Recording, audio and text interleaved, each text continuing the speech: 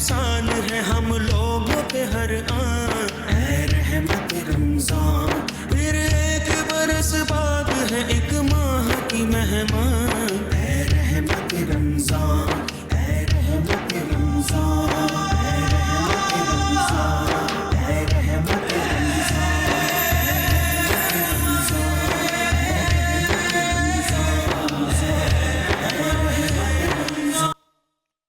أعوذ بالله من الشيطان الرجيم. بسم الله الرحمن الرحيم. يا أيها المزمل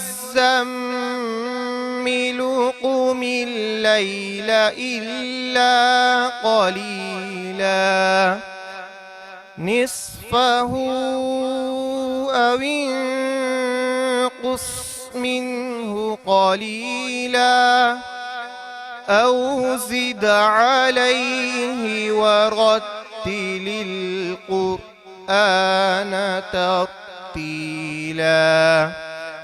إنا سنلقي عليك قولا ثقيلا.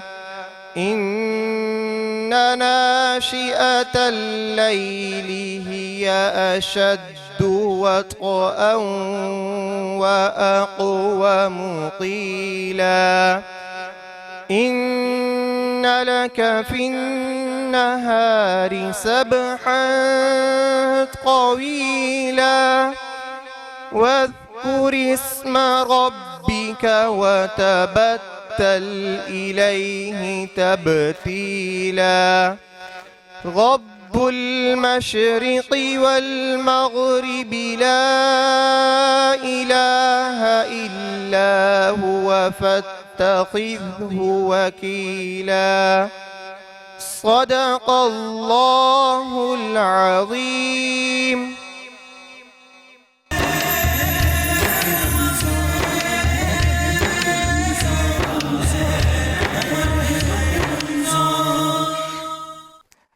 اعوذ باللہ من الشیطان الرجیم. بسم اللہ الرحمن الرحیم. السلام علیکم ناظرین. 5 نیوز ایچ ڈی اور پلے انٹرٹینمنٹ ایچ ڈی سے آپ کا میزبان شبیر ابو طالب ماہ رمضان المبارک کی خصوصی براہ راست نشریات افطار نشریات لے کر آپ کی خدمت میں حاضر ہے، جس کا نام ہے رحمت رمضان. ایک بار پھر روحانی کیف و سرور سے مزین نشریات پیش کرنے کی سعادت حاصل کر رہے ہیں، اس امید، اس تمنا، اس آرزو، اس خواہش، بلکہ اس یقین کے ساتھ کہ آپ ہماری نشریات کے ذریعے گھر بیٹھ کر ماہ رمضان المبارک کا حقیقی لطف حاصل کر سکیں گے. آج پاکستان میں ہے چھٹا روزہ اور دنیا کے مختلف ممالک میں ہمارے مسلمان بھائی اپنے 7ویں روزے کو اختیار کیے ہوئے ہیں. مطلب ناظرین، ابتداً آج جس موضوع پہ میں گفتگو کرنا چاہتا ہوں وہ ہے بچوں کی تربیت. یہ ایک ایسا موضوع ہے جس کے لیے پوری دنیا پریشان ہے. پریشان سے مراد یہ کہ پوری دنیا اس کام پر لگ گئی ہے یا لگی ہوئی ہے ایک عرصے سے کہ جس نسل کو آگے چل کر گھر کو سنبھالنا ہے، جس نسل کو آگے چل کر شہر کو سنبھالنا ہے، جس نسل نے آگے چل کر صوبے کو سنبھالنا ہے، جس نسل نے آگے چل کر اس ملک کو سنبھالنا ہے، اس دنیا کو سنبھالنا ہے، اس نسل کی تربیت کیسے کریں؟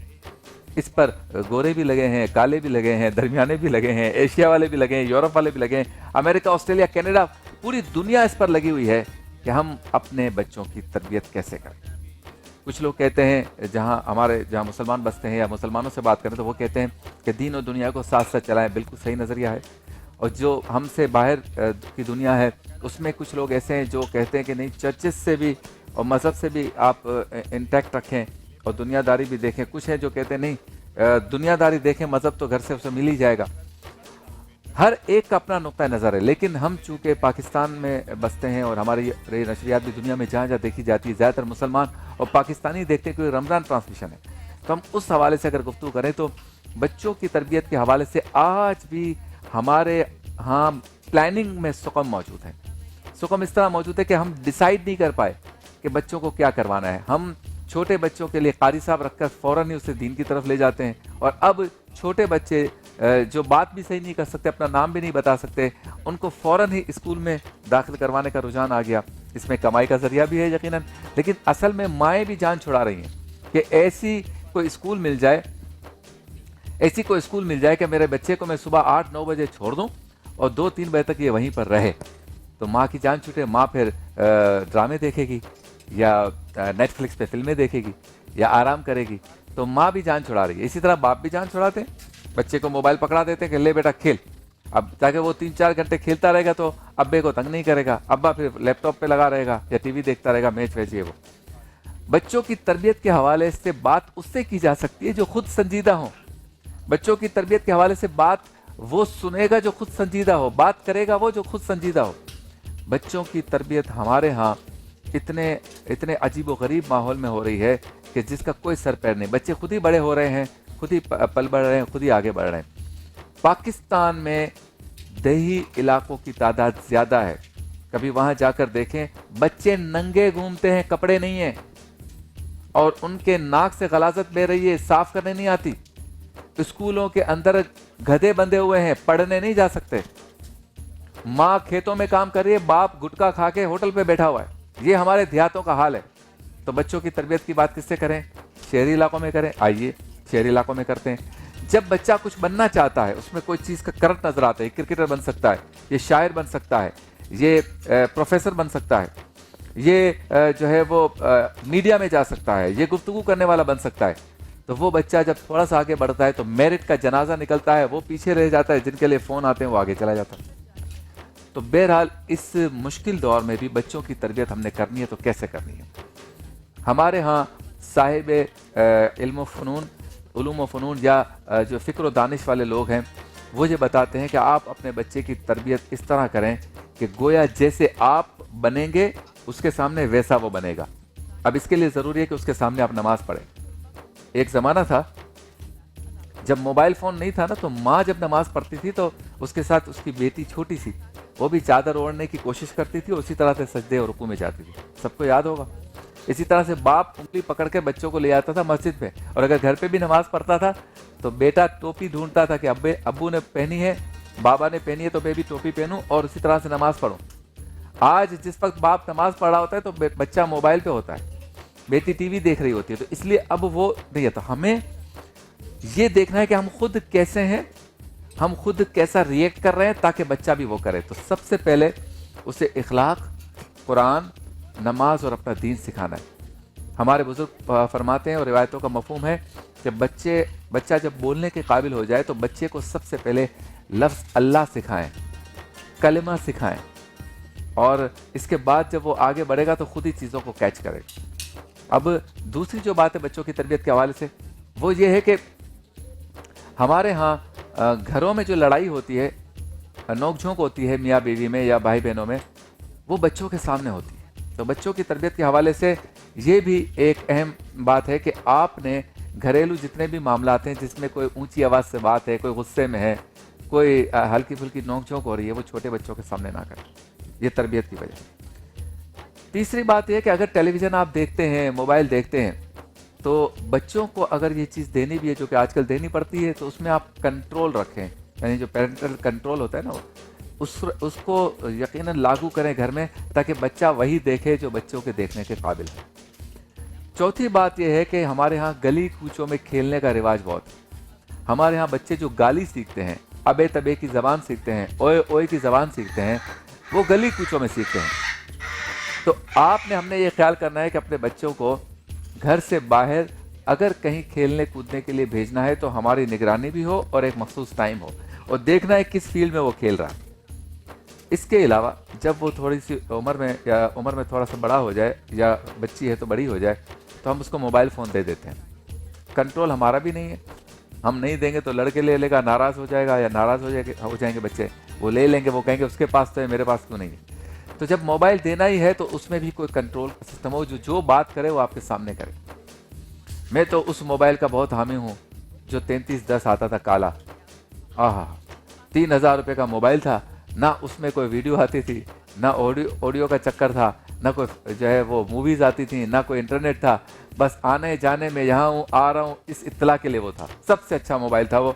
خواہ اتنے موبائل آ گئے اور اب اس میں ٹیکنالوجی بڑھتی چلی جاتی، ہر چیز میں جو ہے نا فوٹو، ہر چیز میں ویڈیو۔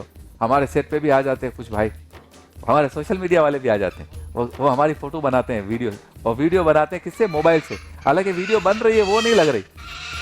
تو مسئلہ یہ کہ ہر چیز کا غلط استعمال ہوگا، اس استعمال کو ٹھیک کرنا ہے تاکہ بچوں کی تربیت ہو. سب سے اہم بات ہے بچوں کو اخلاق سکھانا.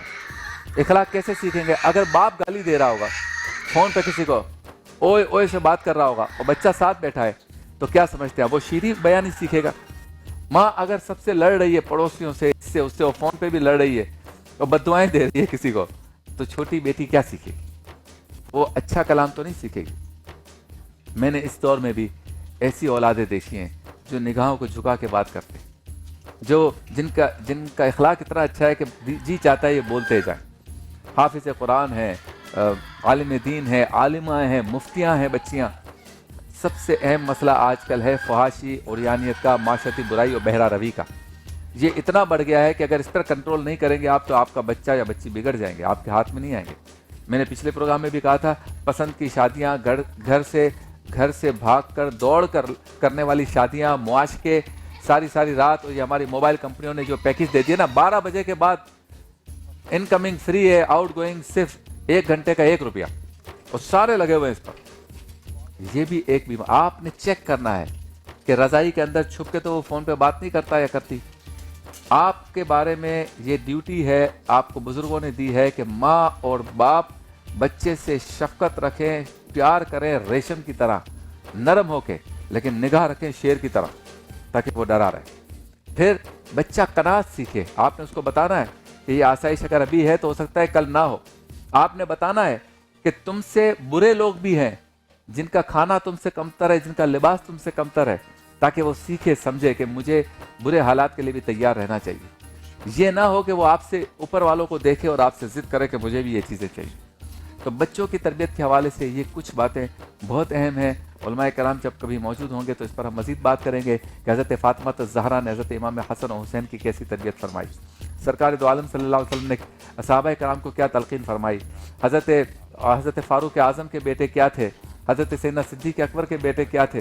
اسی طرح سے پھر آپ نے اپنی ازواج یعنی بیویوں کے ساتھ کیسا برتاؤ کرنا ہے تاکہ گھر کا ماحول ایسا ہو کہ بچوں کی تربیت زبردست ہو، اچھی ہو، پیاری ہو. جو ان سے بات کرے، جو ان کو دیکھے کہے یہ فلاں کا بیٹا لگتا ہے، وہ خود بھی تو اتنے اچھے ہیں. اللہ تعالی ہم سب کو عمل کی توفیق عطا فرمائے. 6 رمضان مبارک ہے آج پاکستان میں، اور انشاءاللہ تعالی جب ہم وقفے پہ جائیں گے، واپس لوٹیں گے، تو آج کا ہمارا جو سیگمنٹ اگلا ہوگا آؤ بات کریں، اس میں بھی اسی طرح سے ملتا جلتا ایک موضوع ہم نے رکھا ہے، وہ ہے والدین کا ادب ختم ہوتا جا رہا ہے. اس پر بات کریں گے. نبیوں کی باتیں میں آج حضرت ادریس علیہ السلام کا تذکرہ ہوگا. احتیاط لازم ہے میں آج ہوں گے ڈاکٹر ندیم عالم صاحب، وہ وائرس اور انفیکشن پہ بات کریں کہ یہ کیا ہوتے ہیں، کیسے آتے ہیں، کیسے پھیلتے ہیں. آج کل بھی کچھ وائرسز چل رہے ہیں، اس پر بھی بات کریں گے. رمضان پاکستان میں دیگر مہمانوں کے ساتھ آج ہماری NGO ہوں گے المصطفیٰ ویلفیئر سوسائٹی، اور ان کے نمائندے ہوں گے عبدالغفار سعیدی صاحب، ان سے بات کریں گے. افطار مزیدار میں ہمارے شیف اسد آج بنائیں گے میرے والی چاٹ یعنی کاٹھیا والی چاٹ، اور ہم سب کی وہ ڈش جو افطار میں ضروری ہوتی ہے، اس کے بغیر دسترخوان مکمل نہیں ہوتا، پیازی پکوڑے. اور بچوں کا رمضان میں انشاءاللہ والدین کا احترام. عالم ٹائم اور ورافانہ لے کا ذکر ساتھ ساتھ ہوگا. تو عالم ٹائم میں آج گفتگو ہوگی خدمت خلق اور نظام زکوٰۃ پر. موجود ہوگے ہمارے ساتھ انشاءاللہ ڈاکٹر جواد ہاشمی صاحب، مفتی غلام دستگیر صاحب، مفتی اسحاق مدنی صاحب. اور مفتی اسحاق مدنی صاحب کے بعد جب مفتی غلام دستگیر صاحب آتے ہیں رونق افطار میں، چلتے ہیں اس سیگمنٹ کی جانب جس میں ہم ایک خاص موضوع کا انتخاب کرتے ہیں، آپ سے بات کرتے ہیں، اور آپ گھر بیٹھ کر ہم سے بات کرتے ہیں، سوچتے ہیں، سمجھتے ہیں کہ جس موضوع پہ بات کی جا رہی ہے اس کا کوئی حل ہونا چاہیے. سیگمنٹ کا نام ہے آؤ بات کریں.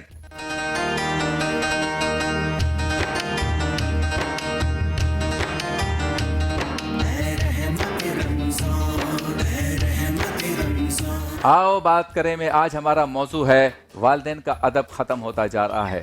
سب سے پہلے تو ہمیں یہ اللہ کا شکر ادا کرنا چاہیے کہ پاکستان دنیا کے ان ممالک میں ہے کہ جس میں خاندان کا جو کلچر ہے، خاندانی جو رسم و رواج ہیں، خاندان کا جو نظام ہے، وہ اب بھی کافی حد تک پختہ ہے یا باقی ہے. اتنا برا یا اتنا خراب نہیں ہوا جتنا باقی دنیا میں ہو چکا ہے.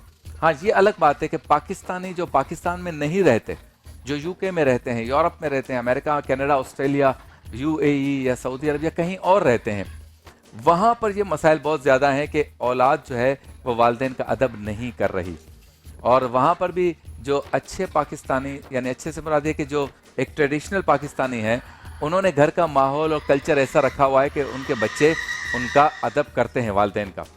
لیکن اوور آل اگر ہم دیکھیں تو تیزی کے ساتھ ایک تنزلی کی طرف ہم جا رہے ہیں، یعنی والدین کا جو ادب ہے وہ آہستہ آہستہ ختم ہوتا جا رہا ہے. گو کہ ہمارا خاندانی نظام بہت پختہ ہے تو ہم کچھ بچے ہوئے ہیں، لیکن ایک الارم ہے، خطرے کی گھنٹی ہے کہ جو صورتحال جا رہی ہے اس میں یہ ادب ختم ہوتا جا رہا ہے. دنیا بھر میں یہ نظام اور قوانین کے اندر یہ موجود ہے کہ جب بچہ یا بچی 18 سال کی ہو جائے تو آپ اس پر اپنا زور نہیں چلا سکتے. آپ کی مرضی اس پر مسلط کرنا قانوناً جرم ہے. زبردستی آپ کوئی چیز اس سے نہیں منوا سکتے. اور دنیا بھر میں یہ بھی قانون ہے، یو کے میں تو میں خود رہا ہوں تو مجھے پتا ہے کہ جب بچہ چھوٹا ہوتا ہے تو چھوٹے بچے کو آپ اکیلے گھر میں نہیں رکھ سکتے، ورنہ آپ کو پولیس اٹھا کے لے جائے گی. اسی طرح سے چھوٹے بچے کو آپ مار نہیں سکتے، جو ہمارے یہاں ہے نا کھینچ کھینچ کے مارتے ہیں ہم بچے کو کہ سدھر جا، آواز کیوں نکال رہا ہے، سو جا، ہوم ورک نہیں کیا. اس میں مار نہیں سکتے بچے کو، وہاں قانون جرم ہے. اس کے علاوہ چھوٹا بچہ جو ہے جب آپ اس کو اسکول میں داخل کرواتے ہیں، جس کو ہم کے جی کہتے ہیں، نرسری کہتے ہیں، ٹوٹلر گروپ کہتے ہیں، بگنرز کہتے ہیں، جو بھی، تو اس کے داخلے یا ایڈمیشن کے بعد ایک ٹیچر گھر پہ آتا ہے یا آتی ہے. وہ آپ سے پوچھتا ہے کہ اس بچے کو آپ کہاں بٹھاتے ہیں، کہاں سلاتے ہیں، کھیلتا کہاں ہے، اس کی پشی پوٹی کی جگہ کہاں پر ہے، اس کے کپڑے کہاں پڑے ہوئے ہیں. تو وہ آپ کو ایڈوائز کرتا ہے کہ یہ جگہ غلط ہے، یہ ڈینجرس ہے، یہاں بچے کو یہ ہو جائے گا. تو باہر یہ نظام جب بنا ہوا ہے تو 18 سال کی عمر میں جب وہ بچہ پہنچتا ہے تو پھر وہ کہتا ہے خبردار، جو شادی کا فیصلہ میرے بغیر ہوا، میری شادی ہے میں کروں گا، خبردار میرے مستقبل کا فیصلہ زبردستی مجھ پہ تھوپا گیا. ہمارے ہاں تو یہ نا کہ بچہ جو ہے وہ کھلاڑی بننا چاہتا ہے اور ماں باپ کہتے ہیں نہیں تو حافظ قرآن بن. کیوں؟ میرے بھائی کا بیٹا بھی حافظ قرآن ہے تو تجھے بھی بننا پڑے گا. اب کیوں بھائی؟ اس کی اتنی زبردست آمین ہوئی، سارے لوگ آئے، واہ واہ ہوئی، پھول ہار ہوا اس کو، تو میرے بیٹے کا بھی ہونا چاہیے. خبردار جو تم کرکٹر بننے کی کوشش کرو. وہ کہہ رہا ہے کہ بھائی میرا ذہن ہی اسی کے اوپر ہے، میں اچھا بیٹسمین ہوں، اچھا بالر ہوں، فزیکلی اچھا ہوں، فٹنس اچھی ہے، میرا سینس مائنڈ اس طرف ہے. آپ مجھے کہہ رہے ہیں میں قرآن حفظ کر لوں، قرآن پڑھ لیتا ہوں لیکن حفظ نہیں کر سکوں گا. لیکن ہم زبردست، وہاں ایسا نہیں ہے، وہاں آپ تھوپ نہیں سکتے. یہ جو ایک فرق ہے ہمارے ان کے معاشرے میں، بظاہر یہ فرق ان کا جو سسٹم ہے وہ ہمیں اچھا لگتا ہے، لیکن اس وقت ہمارا موضوع یہ ہے کہ کیا اس سے بچے والدین کا ادب تو نہیں یا احترام تو نہیں بھول رہے، ختم کر رہے؟ بالکل ایسا ہی ہے. جب آپ اس کو آزاد کر دیتے ہیں نا تو پھر وہ ادب ختم ہو جاتا ہے. جب آپ کا کنٹرول بچے کے مرنے تک یا آپ کے مرنے تک برقرار رہتا ہے، ہر فیصلہ وہ آپ سے پوچھ کے کرتا ہے، تو پھر وہ جب گھر میں آئے گا تو پہلے آپ کے ہاتھ چومے گا، جب گھر میں آئے گا تو آپ کو سلام کرے گا، جو کچھ کھانے کو ہوگا وہ کھا لے گا. اس کو کوئی بات کرنی ہوگی تو امی کے پاس بیٹھے گا، گھٹنوں کے پاس، وہ کہے گا امی ایک بات کروں، مجھے ایک شکایت کرنی. اس طرح سے کرے گا. جب ادب ختم ہو جائے گا تو وہ یہ بیٹھ کر گھٹنوں پہ ہاتھ چوم کے سلام کر کے پیار سے نہیں بیٹھے گا. جب ادب ختم ہو جائے گا تو وہ گھر میں آئے گا، یوں چپل اتارے گا، یوں اس نے کوٹ وہاں پھینکا، کپڑے وہاں اتارے، بولا بھائی کیا نظام ہے، گھر ہے کیا ہے؟ دوسرے کو دیکھو، وہ عمران بھائی کا گھر دیکھو کتنا اچھا ہے، ماجد بھائی کا گھر دیکھو، ان کے ماں باپ کو دیکھو، ان کو یہ دلا دیتے ہیں، آپ نے تو کچھ کیا ہی نہیں میرے لیے. یعنی وہ آپ کے سامنے آ کے کھڑا ہو جاتا ہے. اور یہ سب کچھ ہو رہا ہے ڈراموں سے اور فلموں سے. بچہ کہتا ہے مجھے بائک چلانی ہے، آپ کہتے ہیں بیٹا ایکسیڈنٹ ہو رہا ہے تو نہیں چلا سکے گا. وہ کہتا ہے میں چلاؤں گا، دیکھو سارے چلا رہے ہیں. وہ برابر میں دیکھا ہے حامد بھائی، ان کے بیٹے کو دیکھا ہے غفار کو، وہ بائک چلاتا ہے، اس کو تو کوئی منع نہیں کرتا. آپ تو ہر چیز میں منع کرتے ہیں. بچے کو سمجھاتے ہیں ماں باپ کہ نہیں. اب وہ دیکھ رہا ہے موٹر سائیکل کی ریس جو برازیل میں ہو رہی ہے، اس کو ایسے موٹر سائیکل چلانی. تو یہ ادب جو ختم ہو گیا نا کہ والدین کی بات نہیں ماننی، اس کو ہم نے روکنا ہے. تھوڑی تکلیف ہوگی. اور آج بھی ایسے گھر ماشاءاللہ ہیں ہمارے معاشرے میں، ہمارے رشتہ داروں میں، اہل خانہ آس پاس آپ دیکھیں تو کہ جن کے بچے والدین کا بہت احترام کرتے ہیں. آج بھی ان کے ہاں جو ہے جمعے کی نماز میں والد کا انتظار کرتا ہے بچہ، عطر لگا کے، سفید شلوار کرتا پہن کے، ٹوپی لگا کے، کہ بھائی آج ابو کے ساتھ جانا ہے، بلکہ ابو کو لے کر جانا ہے.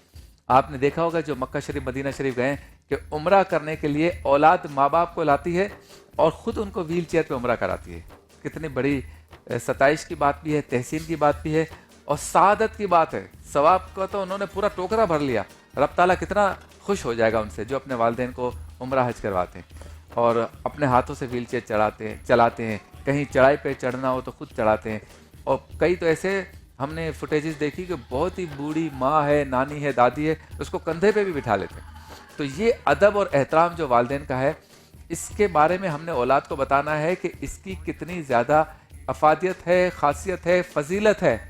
اور ایک بات ٹیکنیکلی ان کو سمجھانی ہے کہ اے میرے بچوں, اگر تم ہمارا ادب نہیں کرو گے تو کل تمہاری اولاد تمہارا ادب نہیں کرے گی. یہ بالکل یہ اصول جو ہے نا وہ ثابت شدہ ہے. اور ہم نے معاشرے میں دیکھا جن کے بچے بگڑے ہیں, یہ وہ بچے ہیں جن کے والدین نے اپنے والدین کی قدر نہیں کی.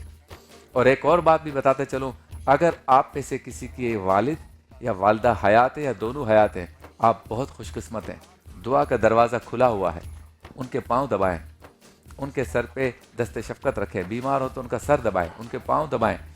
ان کو دوائی کا کوئی ٹائم ہو تو آپ اس ٹائم پر ان کو دوائی دیں. ان کے کھانے پینے کا خیال رکھیں. بیمار ہو تو خود گاڑی میں بٹھا کر جو ہے ان کو دوائی کے لیے لے جائیں. اپنے ہاتھوں سے ان کو دوائی پلائیں, سوپ پلائیں. ان کے لیے کبھی آئس کریم, کبھی فروٹ لے کر آئیں.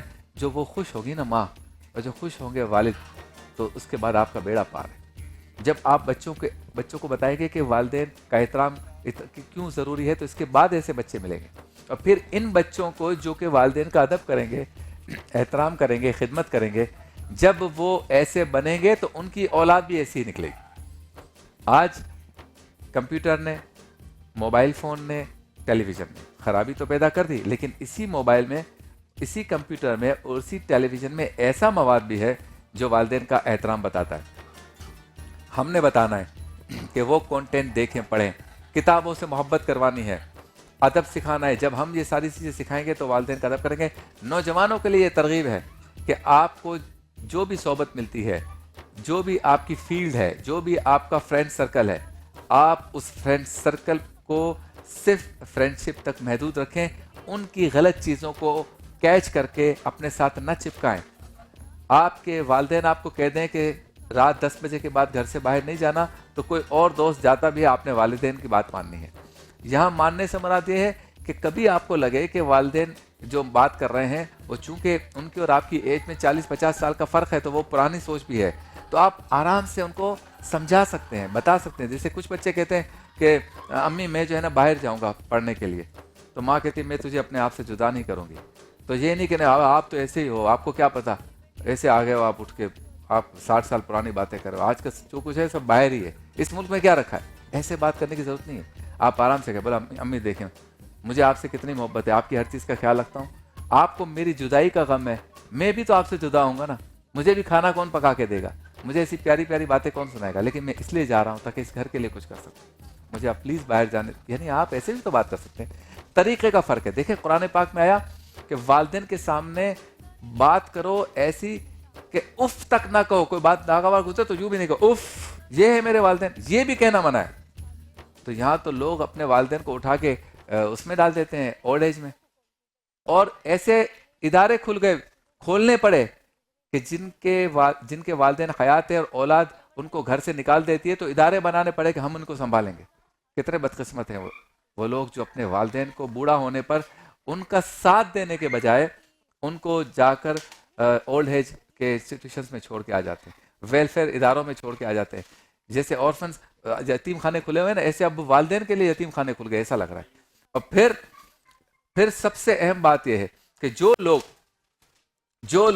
یہ حرکتیں کر رہے ہیں وہ سمجھ لیں کہ کل جب وہ بوڑھے ہوں گے تو ان کی اولاد بھی انہیں اسی طرح چھوڑ کے آ جائے گی, ان کو بھی اسی طرح چھوڑ کے آ جائے گی. یہ وقت ایک سا نہیں دیتا. اگر آپ نے اپنے والدین کا احترام کیا, ان کا خیال رکھا, تو پھر آپ کی اولاد آپ کا خیال رکھے گی. اگر آپ ان کو اولڈ ایج کے اداروں میں چھوڑ کے آ جائیں گے تو پھر آپ کی اولاد بھی آپ کو چھوڑ کے آ جائے گی. آپ اس وقت کو یاد کریں جب آپ کو رات کو بھوک لگتی تھی اور آپ منہ سے نہیں بول سکتے تھے, برابر میں امی بیٹھی ہوتی تھی, کہہ نہیں سکتے تھے مجھے بھوک لگی ہے, آپ خالی روتے تھے, نیند میں روتے تھے, اور ماں اٹھ جاتی تھی چاہے وہ کتنا لیٹ سوئی ہوئی ہو, اور رات میں آپ 10 دفعہ اٹھتے تھے یا 10 دفعہ روتے تھے, وہ 10 دفعہ جاگتی تھی. آپ اس وقت کو یاد کریں جب آپ اپنی گندگی صاف نہیں کر سکتے تھے, آپ کی ماں آپ کی گندگی صاف کرتی تھی. آپ اس وقت کو یاد کریں جب آپ کا والد مقروض تھا, اس کے پاس کھانے کو نہیں تھا, نوکری نہیں تھی, لیکن آپ کے لیے دودھ کے پیسے کہیں سے بھی لے کے آتا تھا, آپ کے لیے عید کے کپڑے لے کر آتا تھا, خود چاہے پرانے شلوار قمیض پہن لیں. تو والدین کا ادب اور احترام کریں. ماہ رمضان المبارک کی ساعتیں ہیں. جس طرح یہاں خوبصورت گفتگو ہوتی ہے, ہم خود سیکھنے کی, سمجھنے کی, اپنے آپ کو سمجھانے کی کوشش کرتے ہیں. ویسے آپ بھی جب علماء سے سنیں, تراویح کے بعد درس قرآن سنیں اور خود کو تبدیل کرنے کی کوشش کریں. خدا را دو چاہے کتنا بھی آگے چلا جائے, اپنے دین کی اور اپنے کلچر کی یہ جو بنیادی چیزیں ہیں ہم سب کو اسے برقرار رکھنا ہے تاکہ گھروں کے ماحول اچھے رہیں.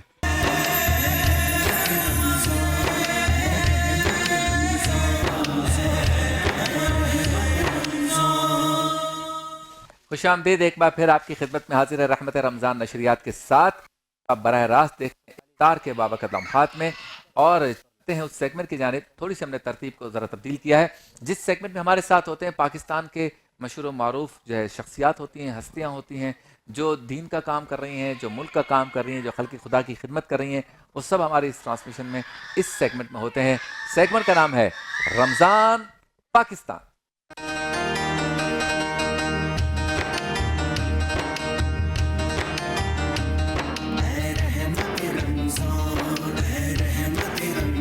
رمضان پاکستان میں آج ہمارے ساتھ جو این جی او ہے, جو خلق خدا کی خدمت کرنے والی آرگنائزیشن ہے, جو فلاحی ادارہ ہے, فلاحی ادارے کا نام ہے المصطفیٰ ویلفیئر سوسائٹی, اور ان کے ریپریزنٹیو, ان کے نمائندے ہمارے ساتھ ہیں.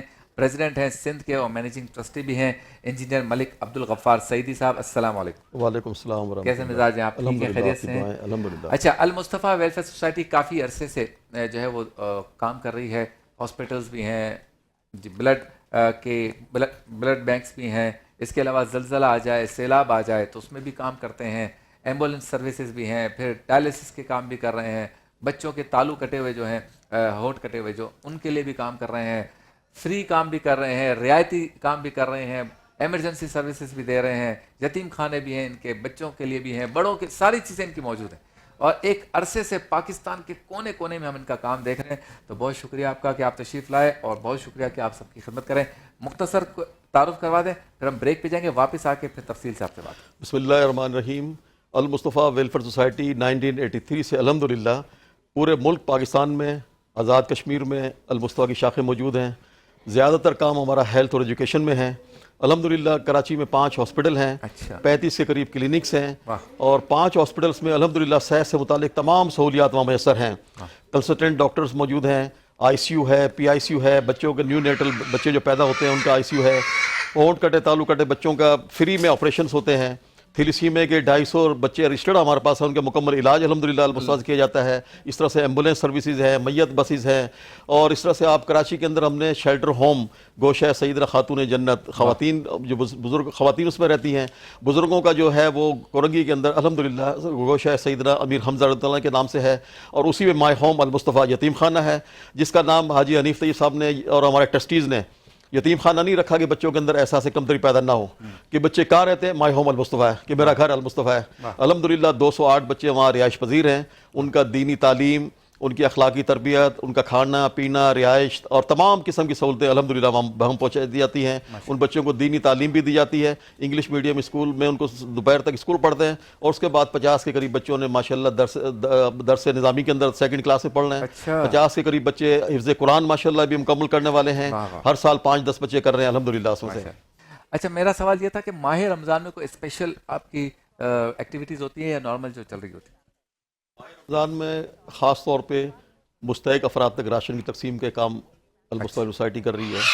کفالت کے طور پہ کوئی 900 کے قریب ایسی بیوائیں ہمارے پاس رجسٹرڈ ہیں, ان کو رمضان میں خاص طور پہ ہم ان کو پیکیج دیتے ہیں تاکہ وہ عید بھی اچھی طرح سے گزاریں اور رمضان شریف بھی اچھی طرح سے گزاریں. ماشاءاللہ. اسی طرح سے پاکستان بیت المال کے تعاون سے کراچی, حیدرآباد, سکھر, سبی, کوئٹہ دسترخوان لگا رہے ہیں. اچھا, الحمدللہ کئی ہزار افراد کو افطار لنچ باکس, ڈنر باکس جو ہے وہ اس میں ہمارے کارکنان پورے پاکستان میں الحمدللہ تقسیم کر رہے ہیں. سبحان اللہ, ماشاءاللہ, بہت ہی زبردست کام کر رہی ہے ہماری المصطفیٰ ویلفیئر سوسائٹی. اچھا سیدی صاحب, کچھ اضافہ کرنا چاہ رہے تھے آپ اس میں؟ جس طرح سے بھی آپ نے دیکھا کہ مختلف شعبوں کا مختصر ذریعہ مختلف بتایا ہم نے جی, تو اسی طرح سے میں آپ کو یہ بتانا چاہوں گا کہ ہمارے المصطفیٰ کے زیر تمام 250 بچے تھیلیسیمیا کے رجسٹرڈ ہیں, جن کا بلڈ ٹرانسفیوژن ہر مہینے کسی کا 1 مرتبہ کسی کا 2 مرتبہ ہوتا ہے. المصطفیٰ کے والنٹیئر, المصطفیٰ کے معاونین الحمدللہ بچے, جوان بچے مختلف جگہوں پہ جا کے کیمپنگ کرتے ہیں, اور خاص طور پہ یونیورسٹیز کالجز میں جاتے ہیں. دعوت اسلامی کے مرکز پہ جمعرات کو کیمپ لگتا ہے, وہ خون وہاں سے جمع کر کے لے کے آتے ہیں, اور ان بچوں کے لیے عطیہ جو لوگ دیتے ہیں ان کی زندگی بچانے کے لیے خون کی اشد ضرورت ہوتی ہے. تو میں آپ کے پروگرام کے توسط سے بھی اپیل کروں گا ایسے نوجوانوں سے کہ وہ آئیں المصطفیٰ میڈیکل سینٹر گلشن اقبال میں, بلڈ بینک ہمارا بہترین ماشاءاللہ موجود ہے, وہاں آئیں ان بچوں کی زندگی بچانے کے لیے, کیونکہ یہ بچے دیکھیں خون کے بغیر زندہ نہیں رہ سکتے. اور یہ سن کر آپ کو انتہائی افسوس ہوگا کہ بچوں کے والدین انتہائی غریب کسب پرسی کے عالم میں ہوتے ہیں, 2-3 بچے ان کے تھیلیسیمیا میں وہ مبتلا ہوتے ہیں, اور وہ صبح کو لے کے آتے ہیں, ان کے پاس کرائے کے پیسے تک بھی نہیں ہوتے. الحمدللہ المصطفیٰ سوسائٹی ان کو مینیج کرتی ہے, ان کو دوپہر کا کھانا ان کے والدین بھی جو آتے ہیں, والدہ یا والد جو ہے ان کو دیتے ہیں, اور ان کی مالی معاونت بھی ان کرتے ہیں راشن کی صورت میں. اور یہ بچے مستقل مختلف بیماریوں میں مبتلا ہو جاتے ہیں. ان کے جسم میں بلیڈ لگانے کی وجہ سے آئرن بڑھ جاتا ہے, اس کو ڈیزالو کرنے کے لیے انجیکشن لگاتے ہیں, کئی ہزار روپے کا آتا ہے, فری آف کاسٹ ہے. ان بچوں کی تلی بڑھ جاتی ہے, اس کا بھی علاج الحمدللہ کرتے ہیں. لیکن تکلیف دہ بات یہ ہے کہ اگر یہ چھوٹا سا ایک ٹیسٹ جو سندھ گورنمنٹ نے باقاعدہ رول پاس کیا ہوا ہے کہ خاص طور پہ کزن میرج میں یہ 2 اگر میاں بیوی ہونے والے اگر وہ مائنر تھیلیسیمیا ہیں, اگر ان کا ٹیسٹ پہلے سے ہو جائے تو وہ اس بیماری سے مرض سے بچ سکتے ہیں. کتنا اذیت ناک ہے کہ بچے کو والدین اس کو پال رہے ہیں, اس کا علاج کرا رہے ہیں, اور آخر وہ 12 سال 14 سال 15 سال 18 سال میں, اب تھوڑی سی عمر بڑھ گئی ہے, 25-26 سال ہو جاتی ہے, اور وہ انتقال کر جاتے ہیں. اچھا یہ بتائیں کہ کون سا ایسا شعبہ ہے جس میں المصطفیٰ چاہتی ہے کہ اب تک کام نہیں کر سکے, کرنا ضروری ہے اگر وسائل مل جائیں؟ اب یہ المصطفیٰ کا جیسے میں نے بتایا کہ یتیم خانہ بچوں کا ہمارا موجود ہے, شیلٹر ہوم عورتوں کا مردوں کا موجود ہے. بچیوں کا نہیں تھا ہمارے پاس. بچیاں آج صاحب کے پاس, ہمارے ڈاکٹر عبدالرحیم کے پاس آ رہی تھی کہ یتیم بچیاں ہیں, اب ان کو کہاں لے کے جائیں. کراچی میں بھی ایسا یتیم خانہ میرے خیال سے بہت کم ہی ہے. تو الحمدللہ کورنگی میں ہم نے 1500 گز کے اوپر گراؤنڈ +4 کنسٹرکشن اس کی کمپلیٹ ہو گئی ہے, اس کی فنشنگ ابھی شروع ہو رہی ہے. تو اسی میں بچیوں کا اسکول بھی ہوگا, اس میں 1000-1200 بچیاں محلے کی اور یہ یتیم بچیاں جس میں رہیں گی وہ پڑھیں گی, اور اسی کے اندر خواتین مائیں بھی ان میں رہیں گی. ایک فلور ہم نے ان کے مختص کر دیا ہے. اچھا. تو میں اپنے ناظرین سے کہوں گا کہ آپ تشریف لائیں چکرا گوٹ پہ المصطفیٰ میڈیکل سینٹر, وہاں موجود المصطفیٰ سے اپنے یتیم خانہ بھی موجود ہے, 2 اسکول ہیں, ایک کالج ہے. آپ ان بچوں سے بھی ملیں, اور جو ہمارا یہ زیر تعمیر ہے اس کو بھی دیکھیں, اور اپنی آنکھوں سے دیکھیں گے تو آپ کو اندازہ ہوگا کہ اتنا بڑا پروجیکٹ الحمدللہ کئی کروڑ روپے سے تعمیر ہو رہا ہے. آپ اس میں تعاون کریں, اپنے دستے مبارک آگے بڑھائیں. اور ان بچیوں کے لیے ہمارا آج صاحب کا یہ خیال ہے کہ انشاءاللہ اب جیسے بچیوں کا اسکول شروع ہوگا تو اس میں بچیوں کو داخلہ دیں. اس میں رمضان المبارک میں ایک نیکی کا ثواب کئی گنا زیادہ بڑھا دیا جاتا ہے. جب آپ 1 روپیہ خرچ کرتے ہیں عام دنوں میں, تو رمضان میں جب آپ وہ 1 روپیہ خرچ کریں گے تو کئی گنا زیادہ اس کا ثواب ملے گا. اپنی زکوٰۃ, خیرات, فطرات, عطیات اور ہر طرح کا مال آپ ہر ویلفیئر تنظیم کو, آرگنائزیشن کو دے سکتے ہیں جو بھی خلق خدا کی خدمت کر رہے ہیں. لیکن جب آپ دے رہے ہوں تو المصطفیٰ ویلفیئر سوسائٹی کو بھی یاد رکھیں, ان کے اکاؤنٹس, ٹیلی فون نمبرز آپ کی اسکرین پر ہیں. اور جب آپ ان کی اس آرگنائزیشن میں اپنے طرف سے کوئی نہ کوئی عطیہ دیں گے یا خیرات دیں گے یا زکوٰۃ دیں گے, تو یقیناً اگر آپ کے ان پیسوں سے کسی کی جان بچ گئی تو آپ کے اہل خانہ بھی یقیناً محفوظ رہیں گے, اور ان کو بھی اس کا ثواب ملتا رہے گا. یہ ثواب جاریہ ہے.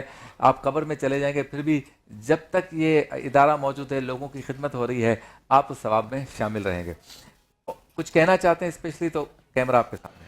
بس میں یہی اپیل کروں گا ناظرین سے کہ جن جن شعبوں میں نے ذکر کیا ہے, جس شعبے میں ان کو دلچسپی ہے, کوئی ڈائلسس کے پیشنٹ کو افورڈ کر سکتا ہے اس کو اسپانسر کر دیں, کسی یتیم بچے کو اسپانسر کر دیں, کسی بزرگ خاتون کو اسپانسر کر دیں, اور آئیں وہ اپنے آنکھوں سے دیکھ لیں. اونٹ کٹے تعلق کٹے بچوں کا میں نے ذکر کیا کہ پورے پاکستان میں سب سے زیادہ آپریشن الحمدللہ المصطفیٰ کر چکی ہے. 60,000 سے زائد آپریشن پورے پاکستان میں الحمدللہ.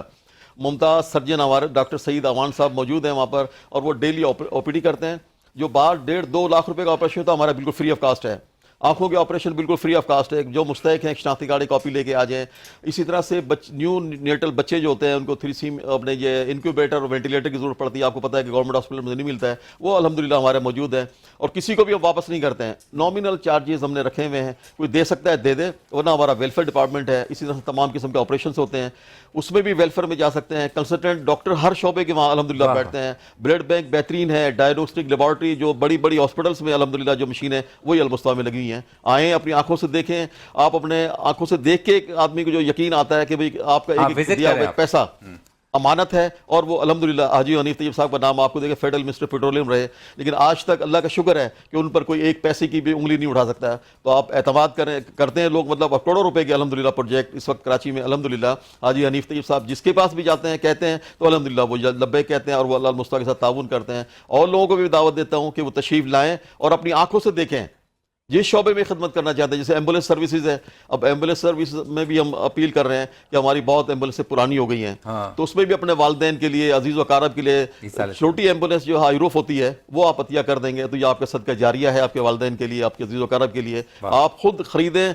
हमें आप डोनेट कर दें। बाकी चीज़ों में भी आज साहब हमारे कहते हैं हमें पैसे नहीं चाहिए, हमसे आप एस्टीमेट ले लें, फाइल ले लें, जिस चीज़ की मशीन की ज़रूरत है आप खुद ला के दे दें। कंस्ट्रक्शन करना है, लोग खुद कंस्ट्रक्शन करा के दे रहे हैं, अल्हम्दुलिल्लाह। बहुत खूब, ज़बरदस्त बात की हमारे अब्दुल गफ़ार सईदी साहब ने। अल-मुस्तफ़ा वेलफेयर सोसाइटी का साथ दें, जितने शोबों का इन्होंने तज़किरा किया उसमें हम सब मिलकर बढ़ चढ़ कर इनका हाथ, क्योंकि ये तो काम कर रहे हैं। अब सवाल ये कि हम इनके लिए क्या कर सकते हैं, तो हम अगर इनको अपनी खिदमत पेश कर सकते हैं तो खिदमत पेश करें, अगर हम माली मदद कर सकते हैं तो माली मदद करें।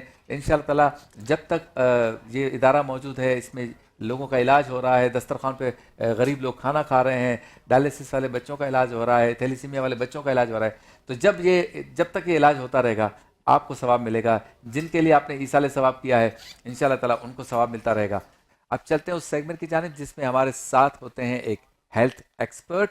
आज हमारे साथ हैं हकीम शाह नज़ीर साहब, उनका तारुफ भी करवाता हूँ। चलते हैं सेगमेंट की जानिब जिसका नाम है एहतियात लाजिम है।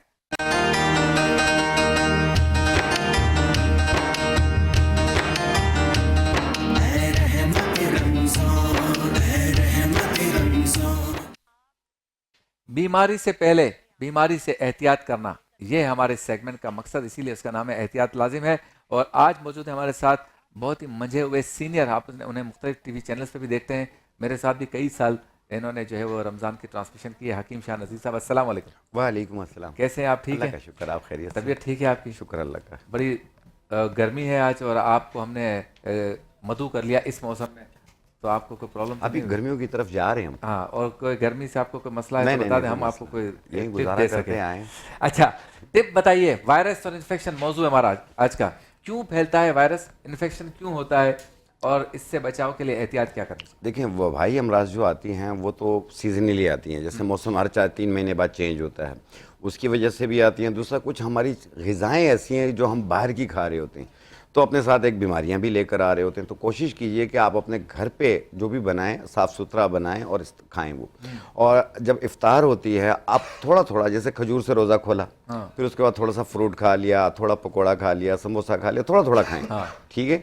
फिर उसके बाद जाएँ नमाज़ पढ़ के वापस आएँ तो प्रॉपर रोटी सालन खाएँ, खाना खाएँ आप। अच्छा, आप जो अफ्तार पे ही सारे कसर निकाल लेते हैं और फिर जाके आप नमाज पढ़ते हैं, तो फिर उसके बाद आपको कुछ खाने को दिल नहीं करता, तो आप पहले थोड़ा थोड़ा सा खा के फिर उसके बाद नमाज पढ़ें, नमाज पढ़ के वापस आएँ तो फिर रोटी सालन खाएं और घर का खाएं, बाहर का ऑर्डर किया हुआ ना खाएं, क्योंकि उसमें सब सस्ती चीज़ें होती हैं जो बाहर की करते हैं, तो फिर वो आपके अंदर जो है जरासीम आने शुरू हो जाते हैं और जो बैक्टीरिया आ जाता है फिर उसका निकलना बड़ा मुश्किल होता है। अच्छा हकीम साहब, हमारे यहाँ चूँकि तरकारी वगैरह जो फ्राई वगैरह होती है वो बाहर से ली जाती है उमूमन। अब ये बाहर टोकरा जो है ना 3:30 बजे सजा लेते हैं वो, अब बाकी जो है ना वो बनाता रहता है और लोग आते हैं ले जाते हैं। अब जो जितनी देर खड़ा, वहाँ से मोटरसाइकिलें, गाड़ियाँ वो भी गुजर रही हैं, धुएं भी आ रहे हैं, मिट्टी भी आ रही है, और भी 4-5 लोग मुख्तलिफ किस्म के वो हाथ लगा रहे हैं। हमारे यहाँ दस्ताने वगैरह का तो सिस्टम नहीं है, तो क्या इससे वायरस फैल सकता है? बिल्कुल फैल सकता है। दूसरी चीज़ आपने देखा होगा कि हम तरबूज या गरमा खरीदते हैं तो उसको टक लगाते हैं और उसे चेक करते हैं, फिर उसे वापस वहीं रख देते हैं, उसमें भी जरासीम जाने के चांसेस होते हैं। बाद लोग कटा हुआ लेके जाते हैं, हमने निकाला, जरासीम साहब इसमें बैठ गए, वापस हमने अंदर रख लिया। वाह वाह, ठीक है, तो आप ये भी ना करें। आप कोशिश करें कि अगर किसी को पहचान है, क्योंकि जो फ्रूट्स की पहचान रखते हैं वो जो बेच रहा होता है उसको भी होती है कि ये मीठा है, लाल है, ये सफ़ेद है, ये जैसा भी है, वो भरोसा नहीं कर सकते हैं। अब जानने वाला होता है वो तो चलो दे देता है, लेकिन ये कि जो कट लगा के आप आधा पीस लेके जा रहे होते हैं, रास्ते में भी आप जरासीम लगाते हुए लेके जा रहे हैं, फिर उसे आप फ्रिज में रख लेते हैं। अब वो कितनी देर फ्रिज में पड़ा है, अब दूसरी चीज़ें भी रखी हुई हैं, उसके अलग जरासीम उस पर आ रहे होते हैं, तो फिर उसके बाद कहते हैं कि जी मुझे फूड पॉइजन हो गया। अब वो फूड पॉइजन इसी वजह से होता है। आप तरबूज लेके जाएं तो उसको काट के उसी टाइम पे ख़त्म करें, आप उसको रखें नहीं कि मैं 2 घंटे बाद या 3 घंटे बाद दोबारा हम खाएंगे, वो गलती ना करें आप लोग, उससे आपको जरासीम आएंगे।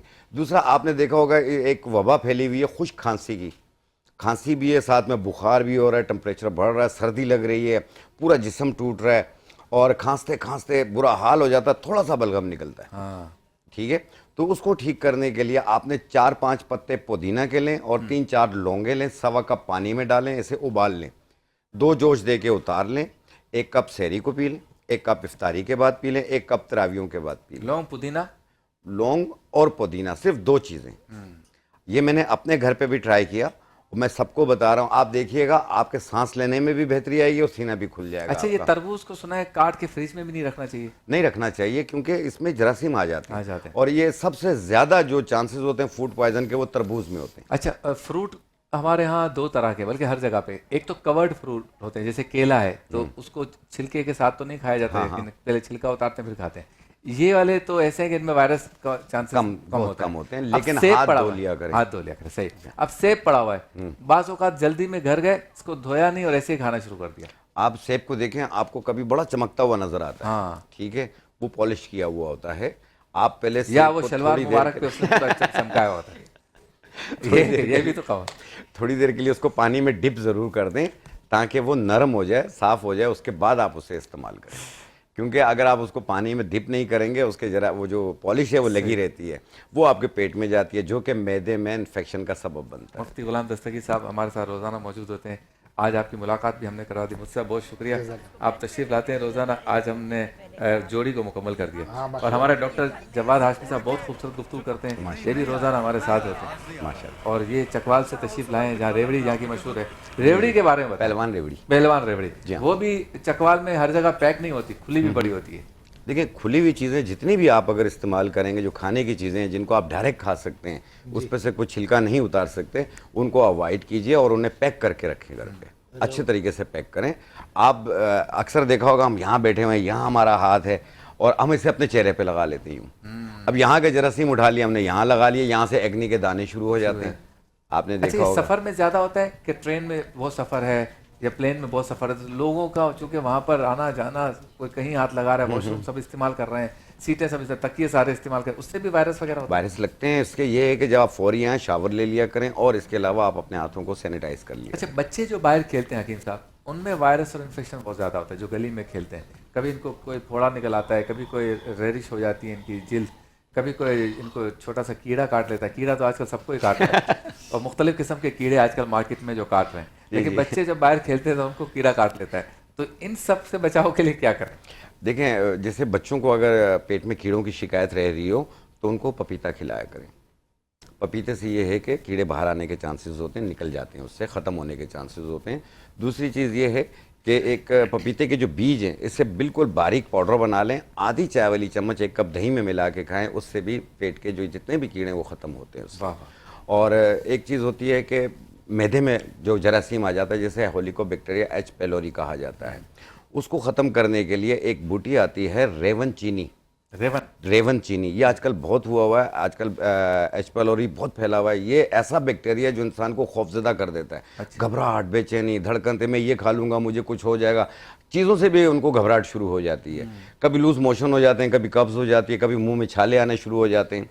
तो जब वो उनका टेस्ट करवाते हैं तो उसमें ये आ जाता है कि इनका जरासीम आ गए मैदे में, जो कि एच पेलोरी के कहलाते हैं। तो उसको ख़त्म करने के लिए रेवन चीनी एक बूटी आती है, उससे बारीक पाउडर बना लें, उसकी 1 चुटकी 1 गिलास पानी में डालें और 1 चम्मच इसबगोल छिलका भी उसी पानी में मिला लें। दिन में 2 बार, सुबह सहरी को लें और शाम को इफ्तारी के 1 घंटे बाद लें। दिन में 2 बार इस्तेमाल करें, फ़र्क आपको पहले दूसरे दिन वाज़ेह हो जाएगा। देखें, ऐसे महीना लगता है, 40 दिन लगता है, आप जब मुकम्मल ठीक हो जाएं आप इससे रोक दीजिए। अच्छा, जो बच्चों के अलावा जो बड़े हैं जिनका काम जो है वो धूप में भी है, कभी बारिश में भी है, मुख्तलिफ ममालिक और मुख्तलिफ शहरों में जाते हैं, कहीं बर्फ़बारी होती है, कहीं उन लोगों को भी वायरस और इन्फेक्शन बहुत लगते हैं, क्योंकि हर जगह की ग़िज़ा अलग है। कराची से चलते हैं तो यहाँ पे लोग जो है वो ठंडा मशरूब पी रहे होते हैं। जब ये किसी और जगह जाते हैं, दुबई चले जाते हैं, तो वहाँ पे लोग जो अगर गिलगित चले जाते हैं तो वहाँ बर्फबारी हो रही होती है। फिर वहाँ से दुबई चले जाते हैं तो वहाँ तो एसी का बगैर रहा नहीं जाता। फिर जब वो लाहौर आते हैं तो फिर एक दूसरा मौसम होता है। तो ये जो ट्रैवल करना जिनका काम है, उनको क्या एहतियात लाजिम है कि इन्फेक्शन और वायरसेस उनको मुख्तलिफ किस्म के जो है वो ना लगे? देखिए, हमारी जो एंटी इन्फेक्शन, एंटी मलेरिया और दूसरा जो वबाई अमराज आ रहे हैं और एंटी एलर्जी, हमारे एक जड़ी बूटियों में बनफशा आती है, बनफशा के पत्ते, हाँ, इसका कैवा बनाकर पिएं, आप इंशाल्लाह ताला बीमारियों से दूर रहेंगे। अच्छा। और दूसरी चीज़ ये है कि अपने आप को जितना खुश रखेंगे उतना दवाइयों से दूर खुश रहेंगे। कैसे रहे हम? खुश रहें। कोई बनफशा आ जाए मोहतरमा तो लोग खुश हो जाते हैं, मोहतरमा बनफशा साहिबा। तो बनफशा का कैवा बनाकर पिएं, 1 कप रोज़ाना पिएं रात को, तो इंशाल्लाह ताला आपको एक तो साइनसाइटिस एलर्जी में भी बहुत फ़ायदा करेगी, वबाई अमराज से बचाव के लिए भी बहुत बेहतर रहेगी। बहुत शुक्रिया हकीम शाह नज़ीर साहब, तशरीफ लाए। इंशाल्लाह आपसे बार बार मुलाकात होगी। मेरे हाथ में है चम्मच या चमचे, सामने है कढ़ाइयाँ, उठ रहा है धुआं और खुशबू आ रही है अनाज की, मसालों की। तो ये सारा माहौल बता रहा है कि हम जा रहे हैं उस सेगमेंट की जानिब जिसमें मेरे बाएं हाथ पर मौजूद हैं शेफ असद, और सेगमेंट का नाम है इफ्तार मज़ेदार।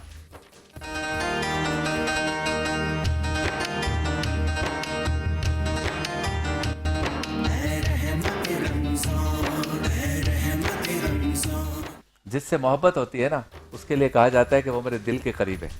तो शेफ असद मेरे दिल की तरफ रहते हैं। बहुत शुक्रिया और अस्सलाम वालेकुम वालेकुम आप अस्सलाम। सबको। और उम्मीद है कि आप सब खैरियत से होंगे।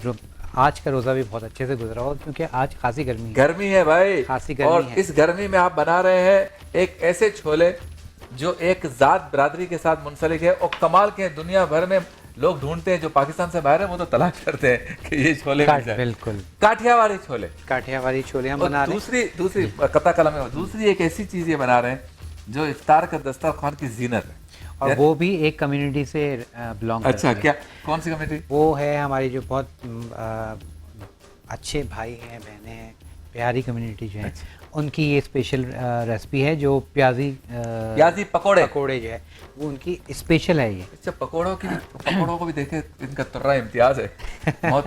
ये जो हमारे पकोड़े साहिबान हैं, हाँ। कितनी तरह से बनते हैं। पालक पकोड़े, देखिए, आलू पकोड़े, हर कम्युनिटी की अलग है, रेसिपी अलग है, स्टाइल अलग है। अगर पंजाबी हम पकोड़े बात करें वो टोटली डिफरेंट हैं। सिंध के हम बात करें, इंटीरियर सिंध, तो वहाँ ज़्यादातर पकोड़ों में भी मेथी का इस्तेमाल किया जाता है। अच्छा, और कराची की अगर हम बात करें, कराची उर्दू स्पीकिंग की जो हम बात करते हैं, तो उनके पकोड़े बिल्कुल डिफरेंट हैं, और वो आप कह लें कि सादे बेसन के पकोड़ों में भी इतना जायका होता है। अच्छा, और उनके साथ फिर हर तरह की चटनियाँ अलग हैं। तो ये एक बहुत डिफरेंट चीज़ है जो पकोड़ों के पकोड़ों की दुकान का फर्क देखें। माह रमजान के अलावा चाहे ना तो पकोड़े वाला कहते हैं जी आपको क्या चाहिए, 100 रुपए के दे दो, 200 रुपए। और रमजान में जाते क्या बोलते, भाई जल्दी कर भाई, टाइम नहीं, क्या चाहिए आपको। इतना फर्क आ जाता है, क्यों? सीजन लगा हुआ है। तो प्याजी पकोड़े, काठियावाड़ी छोले।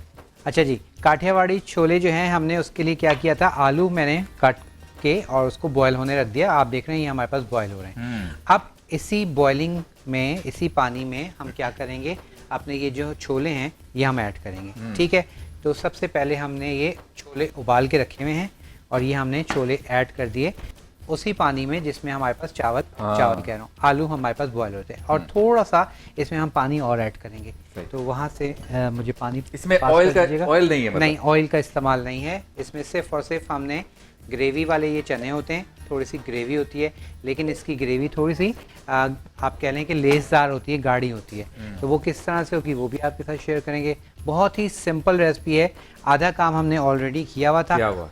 अच्छा, अब हमें चाहिए इसके लिए जनाब तमाम जो हम सॉस डालेंगे वो हम डालते हैं। सबसे पहले स्पाइसेस डालते हैं। इसमें मैं ऐड कर रहा हूँ नमक, और रेसिपी कार्ड जो है वो भी स्क्रीन पर आपके लिए आ रहा होगा, वो भी आप देख लीजिए। नमक आपने अकॉर्डिंग योर फ्लेवर डालना है, ठीक है। और यहाँ पर कुटी हुई लाल मिर्च हमने डाल दी। कुटी हुई लाल मिर्च आ गई, ठीक है। अच्छा, आप ज़्यादा स्पाइस खाते हैं या कम खाते हैं? मुझे थोड़ा स्पाइस पसंद है वैसे। पसंद है, बहुत ज़्यादा नहीं, नहीं, लेकिन थोड़ा बाद पसंद। तो क्या फ़ायदा, आपने तो खानी नहीं है। खिला देना, देखो बेइज्जती हो रही है लाइव। मेरे क्या कहते हैं, मेरे अजीज हमवतनों, इस सेट पे मौजूद मेरे भाइयों, खिला देना यार। ठीक है। अच्छा, अब इसमें चाट मसाला डाल दिया, उसके साथ हमने डालना है लहसुन की पेस्ट, ये हमने ऐड कर दी है। और उसके साथ ही अब मैं इसमें डालूंगा पिसी हुई चीनी, ठीक है। पिसी हुई चीनी का इस्तेमाल होगा। चीनी भी जाती है? जी, चीनी भी डाल, बहुत थोड़ा। चीनी के हवाले से मैं बताऊं, जो नमकीन चीज़ों में जब हम चीनी डालते हैं तो वो आपके फ्लेवर को इन्हांस करती है। जैसे चाइनीज और में भी। मीठे में कोई, जैसे हम बेकिंग करते हैं, केक में हम नमक का इस्तेमाल थोड़ा सा करते हैं, क्योंकि वो मीठे में सॉल्ट जो है वो इन्हांस करता है उसको। वाह। तो ये एक है। अच्छा, अब इसमें हम डाल रहेंगे टोमेटो केचप, ठीक है जी। तो यहाँ पर टोमेटो केचप मैं डाल रहा हूँ, और ये बहुत ही मज़ेदार। और इसमें ये वाहिद ऐसे छोले हैं जिसमें आपको किसी और चीज़, कोई चीज़ डालने की ज़रूरत नहीं।